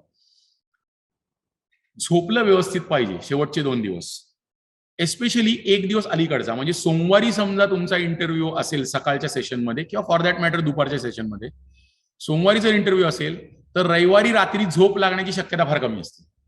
म्हणजे झोप लागत नाही, कितीही म्हटलं मन शांत कर, काय कर, तरी झोप लागत नाही. मग अशा वेळेला तुम्हाला मी जे योगा आणि ध्यान साधना सांगितले ना, ती त्या वेळेला कामाला येते. म्हणजे ती 6 महिन्याची केलेली मेहनत असते ना, ती त्या 6 तासासाठी फार महत्वाची असते. तर मग त्यावेळेला ती ध्यान साधना करा, तुम्हाला आपोआप झोप लागेल, कारण ती तुमच्या शरीराला सवय झालेली असते. तर मी ध्यान साधना केली की मला झोप चांगली लागते, एक शरीरातच ते इन्कल्केट झालेलं असतं तुमच्या. जर ते तसं झालं नाही, म्हणजे रविवारी तुम्हाला झोप लागलीच नाही, तरी चिंता नाही करायची. कारण का माझा अनुभव असं सांगतो, मॅरेथॉनच्या बाबतीमध्ये पण आणि इंटरव्ह्यूच्या बाबतीमध्ये पण, का एक दिवस अलीकडची जी झोप असते ना, ती जास्त महत्वाची असते. एक दिवस अलीकडची, म्हणजे सतत माणूस 2 दिवस जागा राहिला तर गडबड होते. पण एक दिवस जर प्रॉपर झोपलेला असेल ना, 8 तास 9 तास जेवढे तुम्ही झोपत असाल, तर त्याच्यानंतरचा दिवस अर्धवट झोपेत पण तो काढू शकतो. म्हणजे 5-6 तास तर कशी पण झोप लागते आणि मग तो इंटरव्ह्यू चांगला जातो. तर झोपणं अतिशय महत्वाचं आहे. एक दिवस आधीचा, म्हणजे एक रात्र आधीची व्यवस्थित झोप झालीच पाहिजे. ठीक आहे. एक्सरसाइज करणे, जसं मी तुम्हाला सांगितलं या संदर्भात, का तुम्ही एखादी फिजिकल एक्सरसाइज, जिम, सूर्यनमस्कार, जॉगिंग, एखादा खेळ ज्यात फिजिकल ऍक्टिव्हिटी होती, कार्डिओव्हास्क्युलर एक्सरसाइज, हे तुम्ही केलंच पाहिजे. त्यानंतर शेवटच्या 2 दिवसात एकदा जिथे तुमचा इंटरव्ह्यू आहे किंवा जमलं तर एक आठवडाभर आधी ती जागा व्हिजिट केली पाहिजे. तिथे कसं जायचं, कुठे राहायचं हे ठरवलं पाहिजे तुम्ही. म्हणजे आपल्याला असं वाटतं का, मी आता समजा माझा इंटरव्ह्यू होता तो एमपीएससीच्या हेडक्वार्टर्सला होता, मुंबईला असल्यामुळे, तर कल्याणवरनं मी तिकडे 1000 वेळा गेलेलो आहे त्या एमपीएससीच्या हेडक्वार्टर्स जवळ. पण तरी सुद्धा इंटरव्ह्यू कुठे होणार, काय होणार हे मी जाऊन बघितलं होतं. आणि ते फार गरजेचं आहे, कारण आपण एक रिलॅक्स स्टेट ऑफ माइंड मध्ये असतो, का मला माहिती आहे कुठे जायचंय, तिथे कुठली टॅक्सी जाईल, कुठली ट्रेन पकडून मी किती वाजता पोहोचील हे मला माहिती आहे. मला माहिती आहे का 1 तासात कल्याणहून सीएसटी पर्यंत फास्ट ट्रेन जाणार आहे, तरी सुद्धा मी कुठली ट्रेन पकडणार, ती ट्रेन लेट तर होत नाही ना, वगैरे वगैरे. या सगळ्या गोष्टी तुम्हाला अगदी म्हणजे गो थ्रू एकदा, म्हणजे तुम्ही त्या अनुभवातनं गेलेला हवात एकदा. आणि जर तुम्ही गेलेला असाल ना, तर तुम्ही रिलॅक्स राहता आणि त्याचा इंटरव्ह्यूवरती पॉझिटिव्ह इम्पॅक्ट होतो. सिम्पल. ठीक आहे. आता ह्या शेवटच्या 2 दिवसात करायच्या तुमच्या गोष्टी आहेत. इंटरव्ह्यूच्या दिवशी काय केलं पाहिजे? इंटरव्ह्यूच्या दिवशी काय केलं पाहिजे? सर्वात पहिले त्या दिवसाचे एक 2-3 न्यूजपेपरचे महत्वाच्या बातम्या वाचल्या पाहिजे. अख्खा पेपर पाठ झाला पाहिजे असं नाही, पण जर तुम्ही ती महिना 1.5 महिना आधी तयारी करत असाल ना, तर अगदीच काहीतरी नवीन गोष्ट झाली आदल्या रात्री आणि ती न्यूज मध्ये आली असेल तरच तुम्ही त्याच्यापासून डिस्कनेक्टेड असू शकता. पण तसं जर नसेल तर तुम्हाला तो साधारण न्यूजपेपरची हेडलाईन वाचून तुम्हाला बऱ्यापैकी अंदाज येईल का ह्या संदर्भातला प्रश्न जर आला तर मी काय उत्तर दिलं पाहिजे. मी तुम्हाला माझं उदाहरण सांगतो. मला पहिलाच प्रश्न, म्हणजे पहिला विचारला, तुम्ही एमबीए केलं, इकडे का आलात वगैरे वगैरे. त्यांनी विचारलं मला का हा फार कॉमन प्रश्न आहे का, आजच्या न्यूजपेपर मधली सर्वात महत्वाची हेडलाईन कुठली. मी सांगितलं त्यावेळेला आपला जीडीपी ग्रोथ रेट हा 6.5% वरनं 5.5% आला होता का, 5.4 6.4 म्हणजे 1% कमी झाला होता. तर ती सर्वात मोठी हेडलाईन होती. टाइम्स ऑफ इंडिया मला वाचायची सवय होती, द टाइम्स ऑफ इंडिया, आणि मी ते वाचलं होतं. आणि MBA केलं असल्या कारणाने त्याच्या मागची कारणं सुद्धा माहित होती आणि त्याचं सगळं मला बऱ्यापैकी माहित होतं, पण मी ती वरच्यावर न्यूज वाचली होती. तर मग त्यांनी मला विचारलं का त्याच्यात काय इतकी मोठी गोष्ट, 1% तर कमी झालंय फक्त. त्याचं उत्तर मी असं दिलं होतं का सर, आपली इकॉनॉमी ही $1 ट्रिलियन इकॉनॉमी आहे. $1 ट्रिलियन म्हणजे 1000 बिलियन डॉलरची इकॉनॉमी आहे आणि 1%नी खूप फरक पडतो आणि it might affect the employment of at least 1 crore people. असं मी त्याचं उत्तर, हे सर्वात पहिला प्रश्न होता, म्हणजे प्रॉपर प्रश्न. त्याच्या आधी मला तू MBA केलंस आणि इकडे का आलास विचारलं.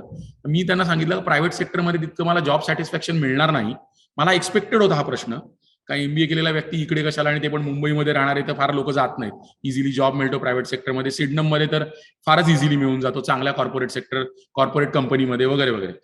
तर मग मी त्यांना सांगितलं नाही, मला तिथल्यापेक्षा इथे जास्त जॉब सॅटिस्फॅक्शन मिळेल असं मला वाटलं, म्हणून मी इकडे आलो. ठीक आहे, ते तिकडे थांबले. आणि मग नेक्स्ट प्रश्न हा होता का न्यूजपेपर मधली महत्वाची बातमी कुठली. पण त्याचं मी इतकं व्यवस्थित अनालिसिस करून त्यांना सांगितलं का मला असं वाटतं तिथेच मी तो इंटरव्ह्यू जिंकलो होतो. आणि म्हणून शक्यतो हा प्रश्न आला तर पहिलेच येतो, तर तुम्ही ते न्यूजपेपर त्या दिवसाचे वाचणं गरजेचं आहे आणि एक डोक्यात प्रश्न तयार करायचे पटापट पटापट, आणि मी साधारण उत्तर काय देईल हे तुम्ही प्रिपरेशन केलं पाहिजे. ठीक आहे, फार कॉम्प्लिकेटेड विचार करू नका. एक साधारण हा प्रश्न असा आला, आजची न्यूज कुठली, तर अमुक अमुक बाबा STचा संप होता आणि ते योग्य आहे का अयोग्य आहे, तुम्हाला काय वाटतं, असं जर विचारलं तर मग तुम्ही त्याचं उत्तर दिलं पाहिजे. काय ऑलरेडी कोर्टाचा निर्णय आलेला आहे आणि कोर्टाची अवमानना करणं हे चुकीचं राहील, म्हणून सगळ्यांनी कोर्टाचा निर्णय हा मान्य केला पाहिजे आणि STचा संप मिटून लोकांची जी गैरसोय होते ती संपली पाहिजे.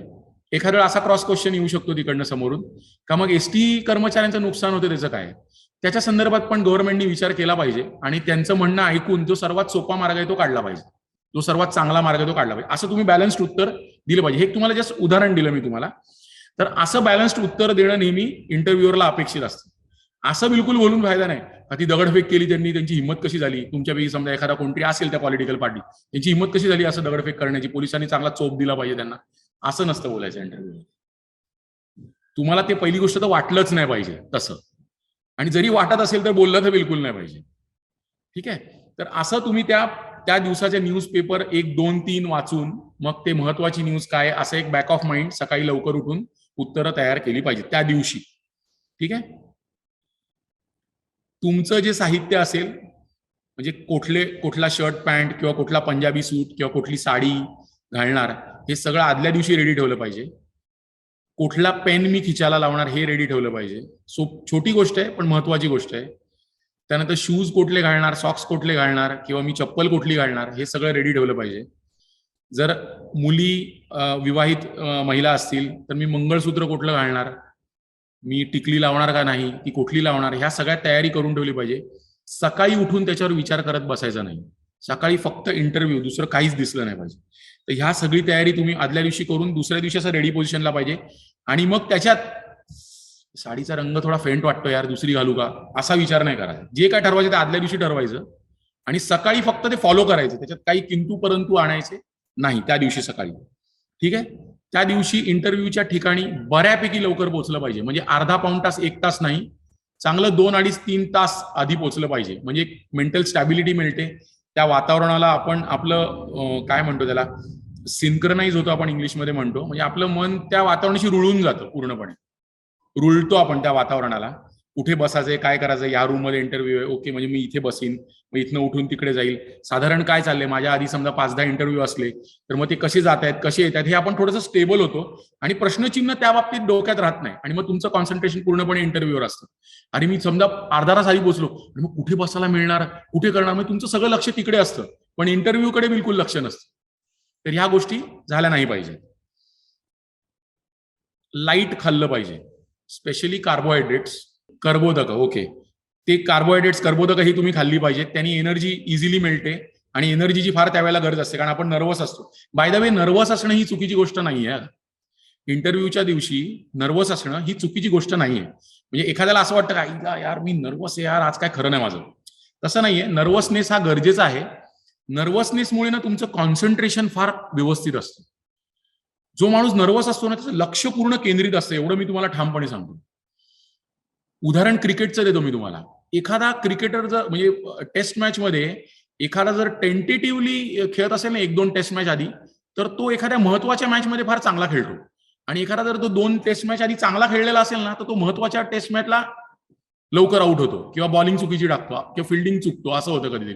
कारण तो ओव्हर कॉन्फिडंट असतो, त्याचं लक्ष पूर्ण नसतं. तो जो नर्वस असतो ना, नाही यार मला करायचंय, नाही मला करायचंय, मग त्याचं लक्ष पूर्णपणे त्या गोष्टीकडे असतं. त्यामुळे नर्वस थोडं असणं ही चांगली गोष्ट आहे. अगदी नर्वस होऊन गळपटून जाऊ नका, एवढं नक्की मी तुम्हाला सांगतो. पण थोडं नर्वस असणं याच्यामध्ये काहीही चुकीचं नाही.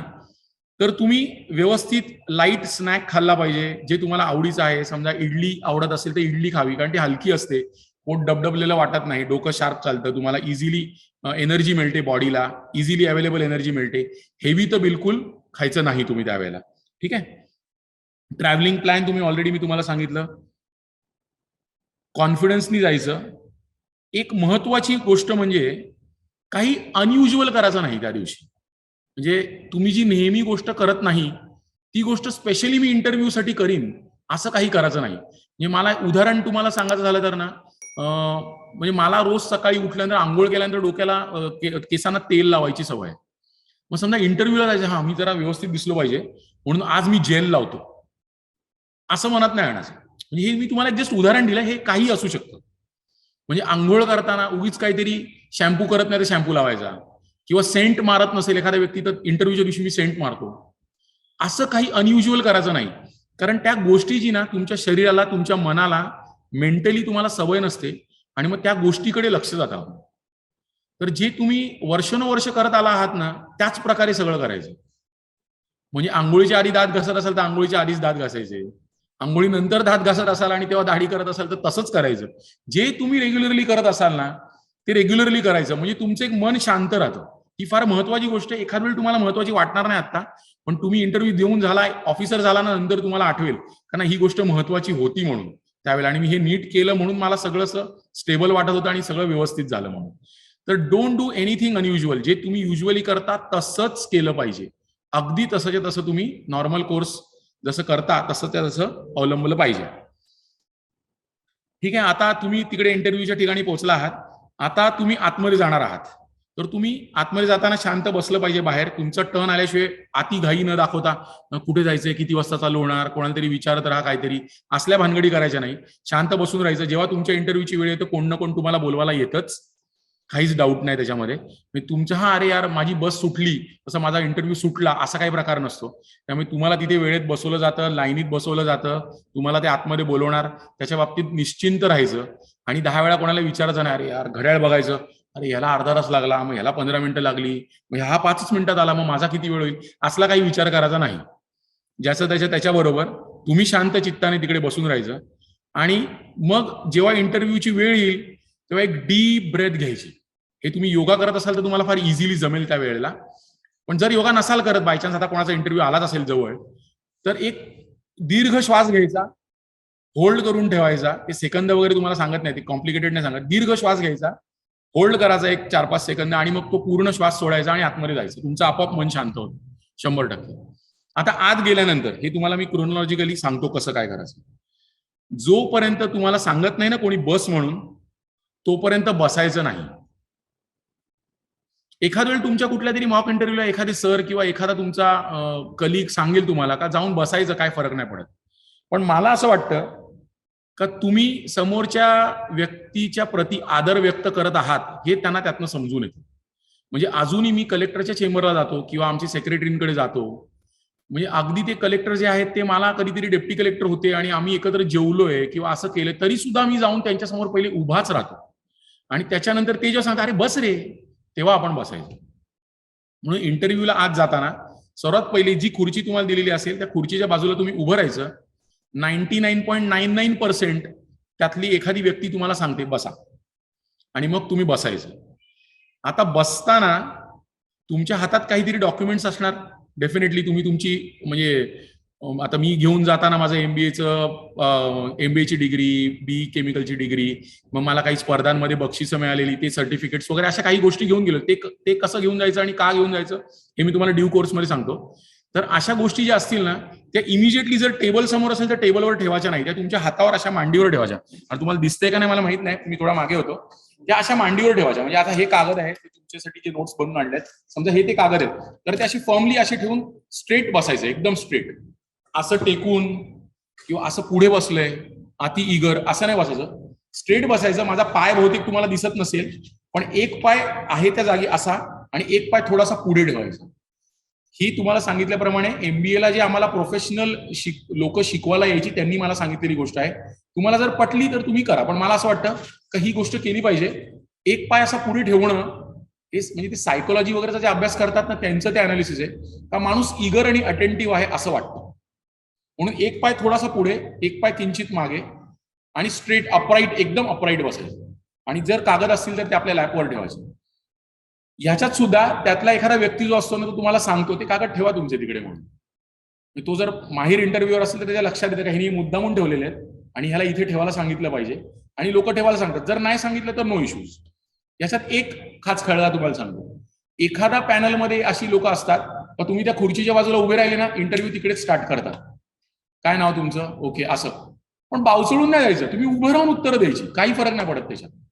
मग तुम्ही एक दोन उत्तर उभी राहून दिली ना की त्याच्या लक्षात येतं का हा बावचळला नाही, ही इज व्हेरी कॉन्फिडंट. आणि मग ती तुम्हाला सांगतात एक काम करा, तुम्ही पहिले बसून घ्या, असं सांगतात. आणि जर हे झालं ना तुमच्या ह्याच्यामध्ये आणि तुम्ही हे असं फॉलो केलं ना, तुम्ही तो इंटरव्ह्यू जिंकलात. तुम्ही उत्तरं काय देता हे सगळं नगण्य होतं मग त्याच्या पुढे. तर हे लक्षात ठेवा. आतमध्ये गेल्यावर उभं राहायचं, त्यांनी बसायला सांगितल्याशिवाय बसायचं नाही. आणि जे काय कागद असतील ते असे ठेवायचे. त्यांनी जेव्हा सांगतील तेव्हा जर टेबल समोर असलं तर टेबल समोर ठेवून द्यायचे. वेगळे वेगळे सेटअप असतात इंटरव्ह्यूचे. कसा सेटअप तुम्हाला मिळेल हे काय मला माहित नाही, पण हे साधारण सेटअप मी तुम्हाला सांगितलं. गेल्यानंतर सर्वात पहिले सगळ्यांना ग्रीट करायचं. म्हणजे मी गुड मॉर्निंग, मी ठरवलेलं गुड मॉर्निंग बोलायचं. तर मी गुड मॉर्निंग मॅम आणि गुड मॉर्निंग सर्स असं म्हणायचं ठरवलं होतं. पण त्यावेळेला कुठल्या लेडी ऑफिसर किंवा लेडी इंटरव्ह्यूअर तिकडे नव्हत्या. मी गुड मॉर्निंग सर्स फक्त एवढंच म्हणालो होतो. जर त्या पॅनलमध्ये आतमध्ये गेल्यानंतर तुमच्या लक्षात आलं का एखादी महिला आहे त्याच्यामध्ये किंवा दोन महिला आहेत, तर सर्वात पहिले महिलेला ग्रीट करायचं. नमस्ते मॅडम, नमस्ते सर असं म्हणायचं. कधी नमस्ते सर, नमस्ते मॅडम म्हणायचं नाही. हा प्रोटोकॉल आहे. हा प्रोटोकॉल आहे. नेहमी महिलांना प्राधान्य देऊन तुम्ही त्यांना म्हणायचं असं दोन्ही साईडनी, नमस्ते मॅडम, नमस्ते सर असं म्हणायचं. हे जे इनिशियल इम्प्रेशन असतं ना, हे चांगलं पडलंच पाहिजे काही झालं तरी. एखाद दोन उत्तर आतमध्ये चुकली ना, फॅक्च्युअल चुकीची माहिती दिली ना, तर फरक नाही पडत. त्यांना माहितीये जेव्हा हा ऑफिसर होईल तेव्हा तेव्हा ते बघून काम करायचंय. कोणी तुम्हाला पाठांतर करून मीटिंगला ये किंवा पाठांतर करून माननीय सीएम साहेबांच्या समोर जा वगैरे असं कोणी सांगत नसतं. आता नोट्स असतात, सगळं असतं. म्हणजे पाठांतराचा विषय नसतो. It is test of your personality, not your knowledge. Knowledge त्यांनी प्री आणि मेन्स मधून ऑलरेडी टेस्ट केलेलं आहे तुमचं. तुम्हाला नॉलेज असल्याशिवाय तुम्ही इकडे पोहोचला नाही आहात. त्यामुळे ही पर्सनॅलिटीची टेस्ट आहे आणि त्याकरिता तुम्ही तिकडे कॉन्फिडंट दिसणं जास्त गरजेचं आहे. ठीक आहे. आणि हा जर कॉन्फिडन्स तुम्ही दाखवला तर तुम्ही अर्धा इंटरव्ह्यू तिकडे जिंकला. तर गेल्यानंतर काय करायचं हे मी तुम्हाला सांगितलं. आत गेल्या गेल्या सिटिंग पोझिशन तुम्हाला मी सांगितली कशी काय करायची. त्यानंतर आता हे सगळे जनरल मुद्दे आहेत. म्हणजे हे काय क्रोनॉलॉजिकल ऑर्डरमध्ये किंवा असं नाहीये. पण सर्वात पहिले एकदम अटेंटिव्ह राहिलं पाहिजे. फॉर एक्झाम्पल तुम्ही एखाद्या इंटरव्ह्यूच्या ठिकाणी गेलात आणि तिथे ते ऑफिस फार शॅबी आहे असं पकडा किंवा फारच चांगलं आहे तुमच्या अपेक्षेपेक्षा. मग ते असं वा काय छान एसी लावले, किती छान आहे, हे तर गव्हर्नमेंटचं ऑफिस वाटत नाही, हे असले विचार नाही करत बसायचे. तुम्ही तिथे आला आहात, जी 5 जण समोर बसलेत, 6 जण समोर बसलेत, 4 जण जे काय तुमचे इंटरव्ह्यू घेणार आहेत त्यांनी प्रश्न विचारायचे आणि तुम्ही त्याची उत्तरं द्यायची. तुम्ही त्याच्यासाठी आला आहात. त्यांच्या मागे काय पुढे काय असं काही विचार करायचा नाही. अर्जुनाला कसं त्या पोपटाचा फक्त डोळा दिसला होता ते लक्षात ठेवायचं. आणि हे सगळं तुम्ही ना ते योगा आणि साधना केली ना तर हे आपोआप येतं. मग त्याच्यासाठी मग तुम्हाला प्रॅक्टिस करायची गरज नाही लागत. ते तुम्हाला तुमचं मनच सांगतं का मी इथे इंटरव्ह्यू द्यायला आलोय, त्या इंटरव्ह्यूच्या मागे ते वरचा लाईट बंद आहे किंवा तो लुकलुकतोय ह्याच्याकडे माझं लक्षच नाही गेलं पाहिजे. आणि तसं होतं बऱ्याच वेळा. गव्हर्नमेंट प्रिमायसेस मध्ये गेल्यावर ना काहीतरी असं गडबड असते किंवा काहीतरी वर खाली असतं किंवा खूप चांगलं असतं काहीतरी एखादी गोष्ट का आपलं त्याच्याकडे लक्ष जात नाही. आता मी इंटरव्ह्यू देताना एक बहुतेक ते आयपीएस ऑफिसर असणार, मला काय माहित नाही, पण त्यांनी टोपी ती अशी क्रॉस घातली होती, क्रॉस टोपी, आणि ते मस्त त्यांची पर्सनॅलिटी होती.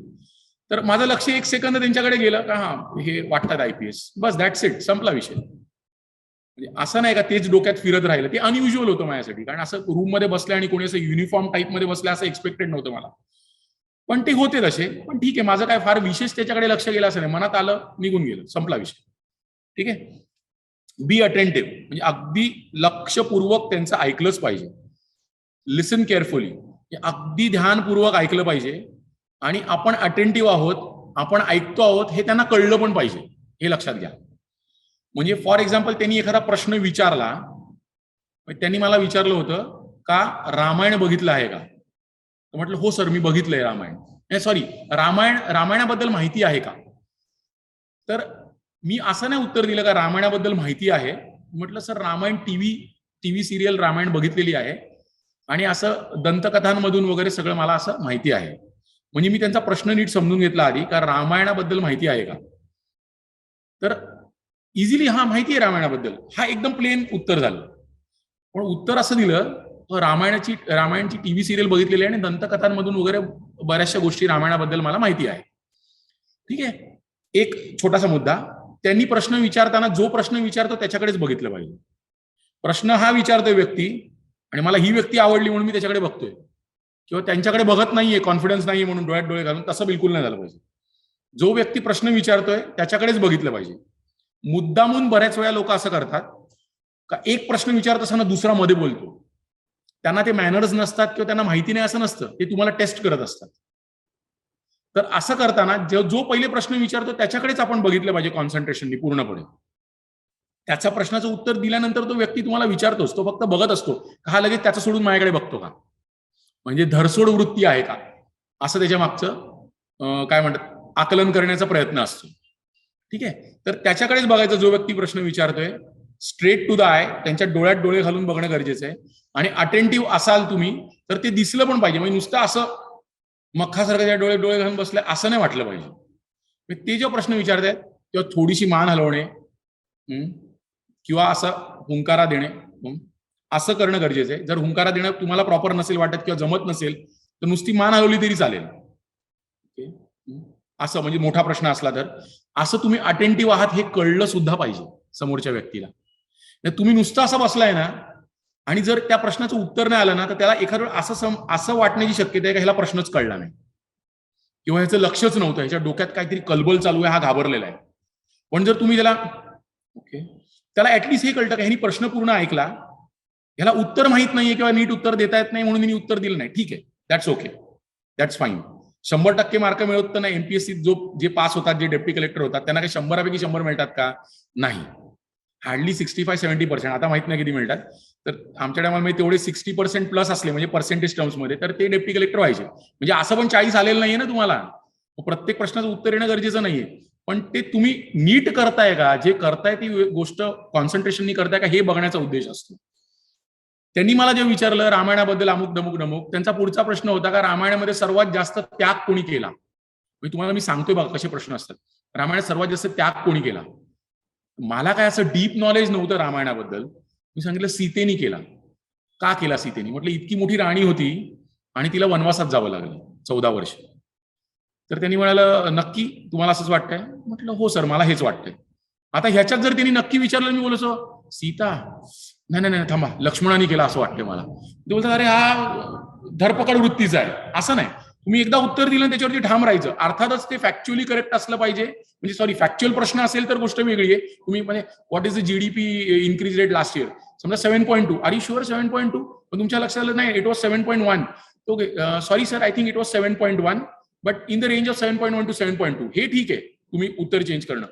पण तुम्हाला असा अनालिटिकल प्रश्न विचारलाय कोणी त्याग केला, सीता, नक्की सीता, एखादा असं विचार सीता असं विचारतो तुम्हाला, तुम्हाला अरे हा काही चुकीचं उत्तर देतो असं त्याच्या एक्सप्रेस करण्याचा प्रयत्न करतो. मग लगेच तुम्ही नाही सर लक्ष्मणाने केला, त्याचा काय संबंध होता तिकडे जाण्याचा, मग म्हणून त्यांनी केला, असं नाही. त्याच्यावर ठाम राहा. उत्तर चुकलं तरी चालेल हरकत नाही, पण तुम्ही ठाम राहायला पाहिजे. तर त्यांनी मला सांगितलं उर्मिलानी केला. तर त्याच्यानंतर मी ओके नाही म्हणालो. तो एक पुढचा पार्ट पण आहे, यू शुड आस्क क्वेश्चन्स. म्हणजे कॉर्पोरेट सेक्टरमध्ये इंटरव्ह्यूला जाताना नेहमी सांगितलं जातं तुम्ही सुद्धा काही इंटेलिजंट प्रश्न विचारले पाहिजेत. आता ते एमपीएससी किंवा युपीएससी किती लागू आहे याच्याबद्दल मला डाऊट आहे. पण जर अशी संधी मिळाली तर तुम्ही नक्की प्रश्न विचारला पाहिजे.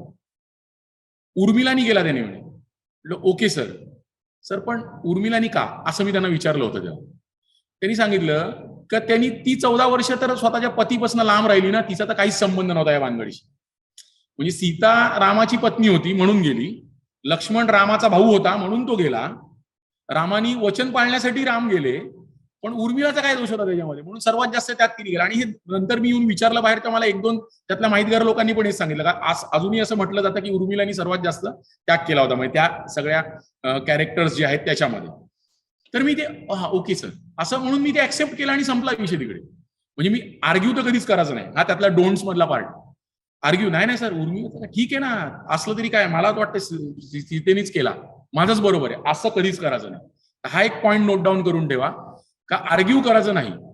जर तुम्हाला त्यांचं उत्तर पटलं नाही आणि जर तुम्हाला त्यावेळेला असं वाटतंय का माझं उत्तर बरोबर आहे आणि हे मला टेस्ट करण्यासाठी चुकीचं उत्तर सांगताय, तर असं पोलाइटली म्हटलं पाहिजे आपण. आता म्हणजे तुम्ही मराठीत म्हणणार असाल तर मला माहित नाही तुम्ही काय म्हणाल, पण sorry sir I disagree with you. माफ करा सर पण मला असंच वाटतंय, असं झालं पाहिजे, अशी माझी धारणा आहे सर. ओके. मग त्याच्यानंतर त्यांनी क्रॉस केलं तरी मग नाही माझी धारणा आहेच, भांडत बसायचं नाही. आणि ते एका लिमिटच्या पलीकडे तुम्हाला पुश करत नाही, हे लक्षात ठेवा. ते काय तुमच्याशी भांडायला बसलेले नाही, ते तुम्हाला जस्ट धक्का मारून बघतात हा हलतोय का. पण तुम्ही फर्म राहिलात, माफ करा सर मला असं वाटतंय का माझीच धारणा बरोबर आहे किंवा माझं म्हणणं, मला असं वाटतं नाही सर 7.2च आहे जीडीपी ग्रोथ रेट, पण पुन्हा एकदा मी चेक करीन. असं एक म्हणजे असं डिप्लोमॅटिक आन्सर का त्यांचं मन दुखावलं नाही पाहिजे असं तुम्ही उत्तर देणं अपेक्षित आहे. ठीक आहे. आज क्वेश्चन्स इफ पॉसिबल मी तुम्हाला सांगितलं, पण ते थोडासा क्वेश्चन मार्क आहे त्याच्यावरती. जर प्रश्न विचारण्याची संधीच आली आणि असं आलं तरच प्रश्न विचारा, अननेसेसरी काहीतरी उलट सुलट प्रश्न विचारत बसायचे बिलकुल नाही. Non verbal communication, eye contact, body language, हे मी तुम्हाला सांगितलं. स्ट्रेट बघून बोलायचं, नॉन व्हर्बल कम्युनिकेशन, मान हलवणे, डोळे असे करणे वगैरे, ह्या नॉन व्हर्बल कम्युनिकेशन. तुम्ही नेटवरती सर्च करा what is non verbal communication आणि तुम्हाला त्यातले अनंत प्रकार कळतील. हे तुम्हाला इंटरव्ह्यूला कुठले वापरायचे तुमचं तुम्हाला समजेल, त्यात काय तुम्हाला अगदी डिटेल सांगण्याची गरज नाही वाटत मला. बी नॅचरल, जसं मी तुम्हाला सांगितलं माझे हात हलवण्याची मला पहिल्यापासून सवय, अगदी शाळेच्या दिवसांपासून सवय, त्यामुळे मी काय ते चेंज करण्याचा प्रयत्न केला नाही. तुम्ही सुद्धा तुमच्या ज्या नॅचरली येणाऱ्या गोष्टी आहेत त्या नॅचरली येणाऱ्या गोष्टी चेंज करण्याचा प्रयत्न करू नका. अगदीच काही विचित्र सवय असेल तर ती प्रयत्न करा, त्याच्यासाठी प्रॅक्टिस लागते. ते तुम्हाला 2-3 महिने आधी सुरू करा, रेकॉर्डिंग करा वगैरे, त्याच्यामध्ये तुम्ही तो पॉईंट कव्हर करू शकता. एक्झाम्पल्स दिली पाहिजेत, म्हणजे तुम्ही उदाहरणं ही दिलीच पाहिजे कुठल्याही परिस्थितीत. आणि मगाशी जसं तुम्हाला सांगितलं का ज्यांना यापूर्वी अनुभव आहे कामाचा त्या लोकांनी तर उदाहरणं दिलीच पाहिजेत. उदाहरणार्थ मला विचारलं गेलं होतं का तुम्ही एमबीए केला आहात, मार्केटिंगमध्ये एमबीए केला आहात, तर त्याचा फायदा तुम्हाला गव्हर्नमेंट जॉबमध्ये कसा होईल. तर मग मी त्याचं उदाहरण दिलं होतं, जसं ते गणपती मंडळाचं वगैरे मी सांभाळतो तसं इथे सुद्धा मॅन मॅनेजमेंटच आहे. आणि मला असं वाटतं की त्याचा फायदा मला, जसं मी ते मार्केटिंगमध्ये मॅन मॅनेजमेंट शिकलेलो आहे किंवा बॅनर कुठे लावायचे, पोस्टर कुठे, अगदी स्पेसिफिक मला आठवते, तसा एखादा मला जॉब प्रोफाईल मिळाला जिकडे गव्हर्नमेंटच्या स्कीम मार्केट करायच्या तर मला त्याचा फायदा होईल. मला नाही वाटत हे तर्कसंगत उत्तर होतं, कारण आता मी गव्हर्नमेंटमध्ये जॉब करतोय, असा कुठलाही रोल नाहीये डेप्टी कलेक्टरचा, डीवायएसपीचा किंवा कोणाचा. पण तेव्हा जे मला वाटलं ते मी उत्तर दिलं. ते चूक किंवा बरोबर असं नाहीये, त्यावेळेला तुम्ही काय उत्तर देता हे जास्त महत्वाचं आहे. तर त्यांना माहिती आहे, कधी जॉब केलेला नाही, माहिती नाही प्रोफाईल काय किंवा काय काम करायला लागतं. मला नाही वाटत का ते निगेटिव्ह मध्ये गेलं असेल माझ्या, पण एक्झाम्पल्स देणं गरजेचं आहे. म्हणजे माझ्या एमबीएचं मी मार्केटिंगमध्ये वापर करीन हे उत्तर चुकीचं आहे. तुम्ही त्याला एक्झाम्पल दिलं पाहिजे का गव्हर्नमेंटच्या अनंत स्कीम्स आहेत, त्या स्कीमचं मार्केटिंग कसं करणं किंवा स्कीमची ऍडव्हर्टायझिंग कसं करणं, ह्याच्यामध्ये माझ्या ज्या मार्केटिंगच्या स्किल्स आहेत ज्या मी एमबीए दरम्यान शिकलो याचा वापर मला करता येईल, असं रीतसर उदाहरण देऊन तुम्ही उत्तर दिलं पाहिजे. आणि उदाहरणं ही अचानक येत नाहीत, त्यासाठी तुम्हाला जेन्युइनली कधीतरी काम केलेलं लागतं किंवा तुमचं वाचन प्रचंड प्रमाणात पाहिजे किंवा तुमचा अभ्यास पक्का पाहिजे, तरच तुम्हाला त्याची उदाहरणं देता येतात.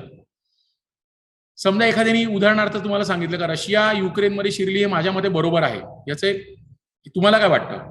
तर जर तुम्हाला वाटत असेल का हो सर त्यांच्या सिक्युरिटीच्या दृष्टिकोनातनं त्यांनी जे केलं ते आज रोजी प्रायमाफेसी बरोबर वाटतंय, पण युद्ध हे थांबलं पाहिजे.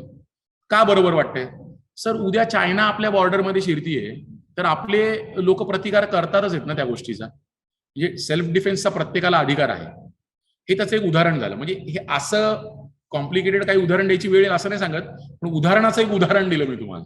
का असं काहीतरी उदाहरणासकट जेव्हा तुम्ही सांगाल ना तेव्हा त्या व्यक्तीला वाटतं का हा विचार करून उत्तर देतोय.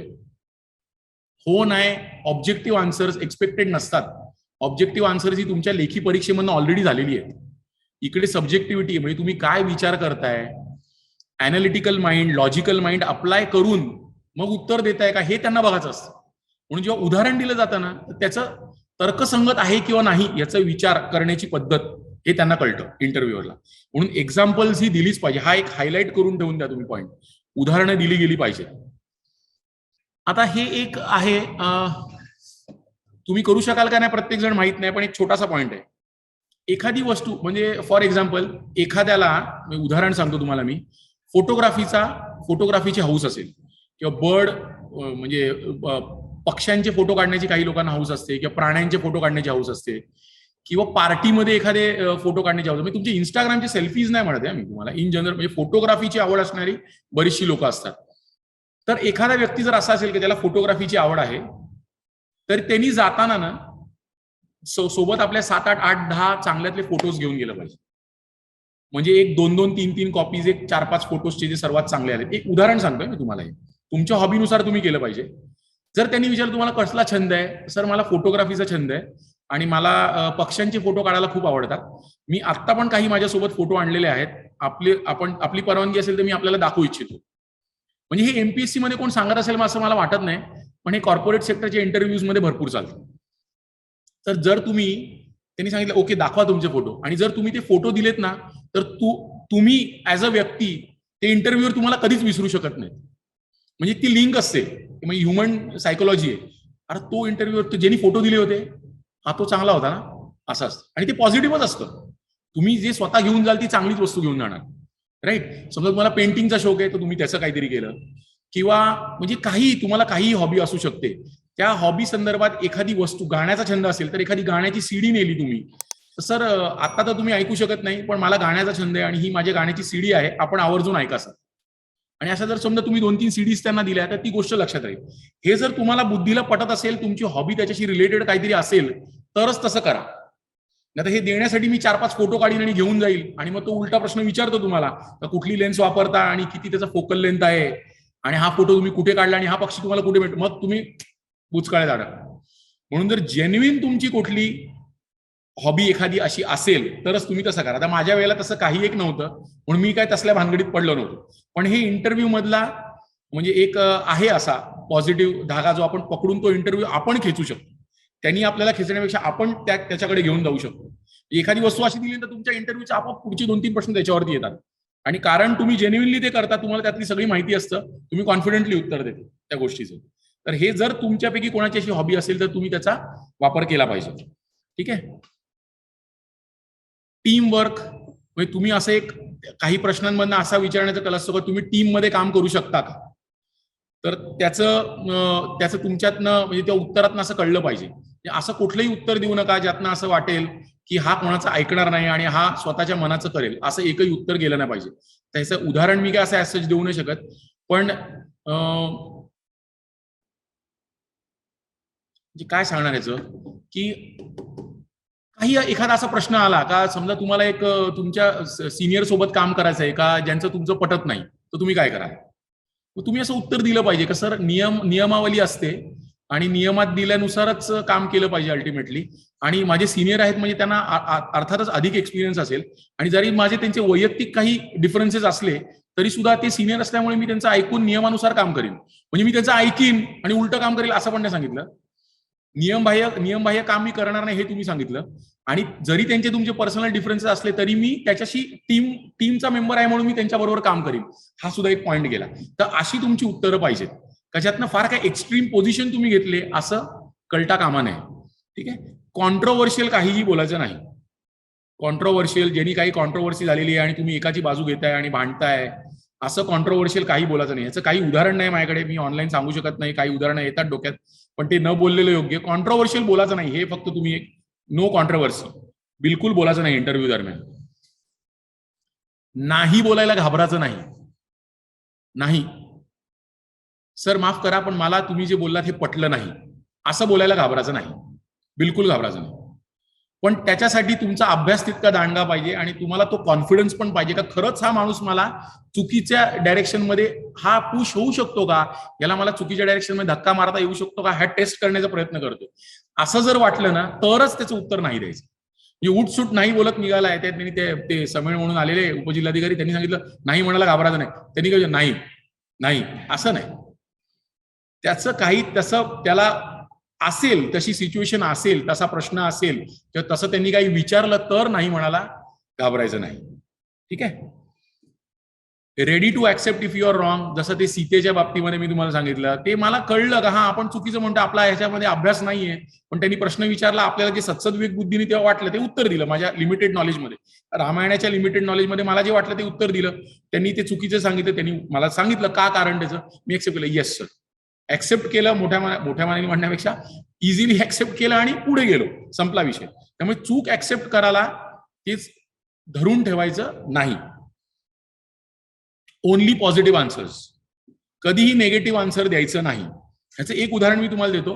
त्या मॉक इंटरव्ह्यूला ज्याला मी गेलो होतो ना तिकडे, माहिती, हे माझ्या ओरिजिनल इंटरव्ह्यूचं नाही, मॉक इंटरव्ह्यूचं आहे. तेव्हा तो स्लमडॉग मिलियनेअर हा पिक्चर फार फेमस झाला होता 2009 मध्ये. आणि त्याच्यामध्ये ते आपल्या देशातली झोपडपट्टी वगैरे दाखवलेली, आणि मग एक थोडंसं असं नको ती कॉन्ट्रोवर्सी सुरू झालेली का आपल्या देशाला फार चुकीच्या लाईटमध्ये, म्हणजे फार चुकीचं गरिबी हे ते असं सगळं दाखवलंय वगैरे वगैरे असं होतं सगळं. पण त्यांनी म्हणाले का तुम्हाला ते स्लमडॉग मिलियनेअर तुम्ही बघितला का? म्हटलं हो सर बघितला. थिएटरमध्ये जाऊन बघितला? हो सर थिएटरमध्ये जाऊन बघितला. किती चुकीचं सांगितलंय ना आपल्या देशाबद्दल त्याच्यामध्ये, किती आपल्या देशाला म्हणजे गरिबांचा देश आहे आणि आपले लोक ओपन टॉयलेट्समध्ये येऊन डेफेकेट करतात वगैरे वगैरे असं सगळं दाखवलं त्यामध्ये. फार चुकीचा पिक्चर आहे, त्याच्यावरती बॅन आला पाहिजे. तर त्याचं उत्तर मी त्या मॉक इंटरव्ह्यू मध्ये असं दिलं होतं का, म्हटलं सर मला नाही वाटत का पूर्णपणे तो त्या पिक्चरमध्ये दाखवलेलं चुकीचं आहे. आपला बघण्याचा दृष्टिकोन जो आहे समाजाचा, तो आपला बघण्याचा दृष्टिकोन जो आहे आपल्या समाजाकडे, तो बदलला पाहिजे. त्याच्यामध्ये त्याच पिक्चरमध्ये एक स्प्रॉलिंग बीपीओ कॅम्पस पण दाखवलाय, म्हणजे बिझनेस प्रोसेस आउटसोर्सिंग, ज्याच्यामध्ये तो हिरो जो आहे पटेल त्याचं नाव, तो चहा देत असतो, तो स्प्रॉलिंग बीपीओ कॅम्पस पण दाखवलाय. ही आपल्या देशाची ताकद आहे, आपण त्याच्याकडे बघितलं पाहिजे. आपल्या समाजाने असं बघितलं पाहिजे का युएस मध्ये प्रोड्यूस होणाऱ्या पिक्चरमध्ये देखील इंडियाचे बीपीओ दाखवत आहेत. ही इंडियाची ताकद आहे आणि आपण इंडियाची सॉफ्टवेअर इंडस्ट्री किंवा बॅक ऑफिस इंडस्ट्रीची ही ताकद आहे आणि आपण त्याच्याकडे बघितलं पाहिजे.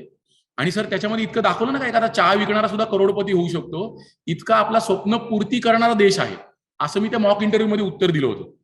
त्या मॉक इंटरव्ह्यूच्या रिव्ह्यू मध्ये त्या सरांनी मला असं सांगितलेलं का तुम्ही नक्की क्लास 1 व्हाल. म्हटलं सर का असं वाटलं? तर म्हणे तुम्ही ते जे उत्तर दिलं ना ते फार चांगलं उत्तर दिलं होतं. तर मग तुम्हाला मी उदाहरण का दिलं याचं, का तुमची उत्तर ही अशी असली पाहिजे. एखाद्या विषयाबद्दल पॉझिटिव्ह अँगलनी बघणे ही पण एक कला असते, तुम्हाला मी सांगतो. एखाद्या विषयाबद्दल नेहमी उलट्या अँगलनी बघणे ही कला 99% लोकांमध्ये आपल्या देशामध्ये.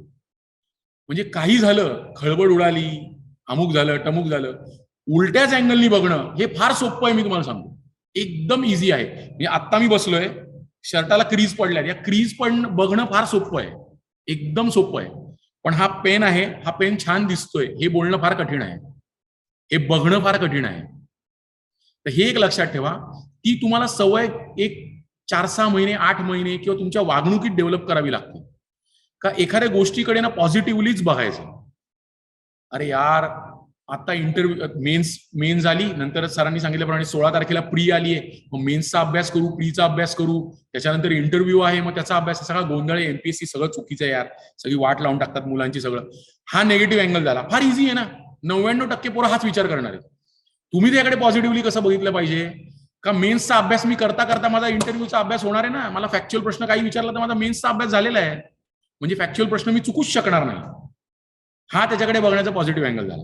राहिला प्रश्न काय त्या दिवसाचा ना, एक दिवस इंटरव्ह्यूला जायला लागेल, त्या दिवशी माझा प्रीचा अभ्यास होऊ शकणार नाही, हरकत नाही, मी 2 दिवस आधी रात्री 2-2 तास एक्स्ट्रा बसीन.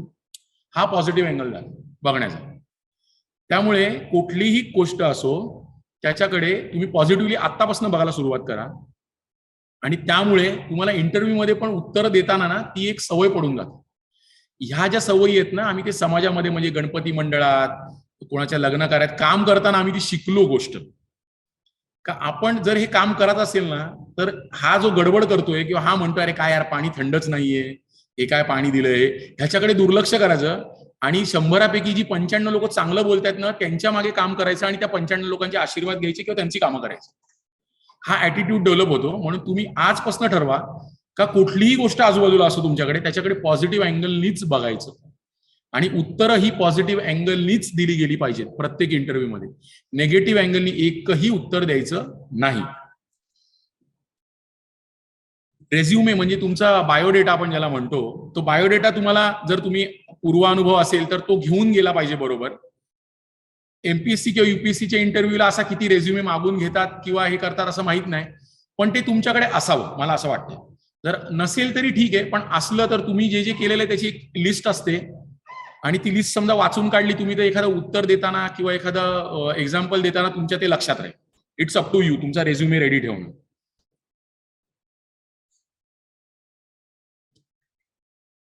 एक प्रश्न विचारल्यानंतर ना थोडासा पॉज घेतलेला चालतो.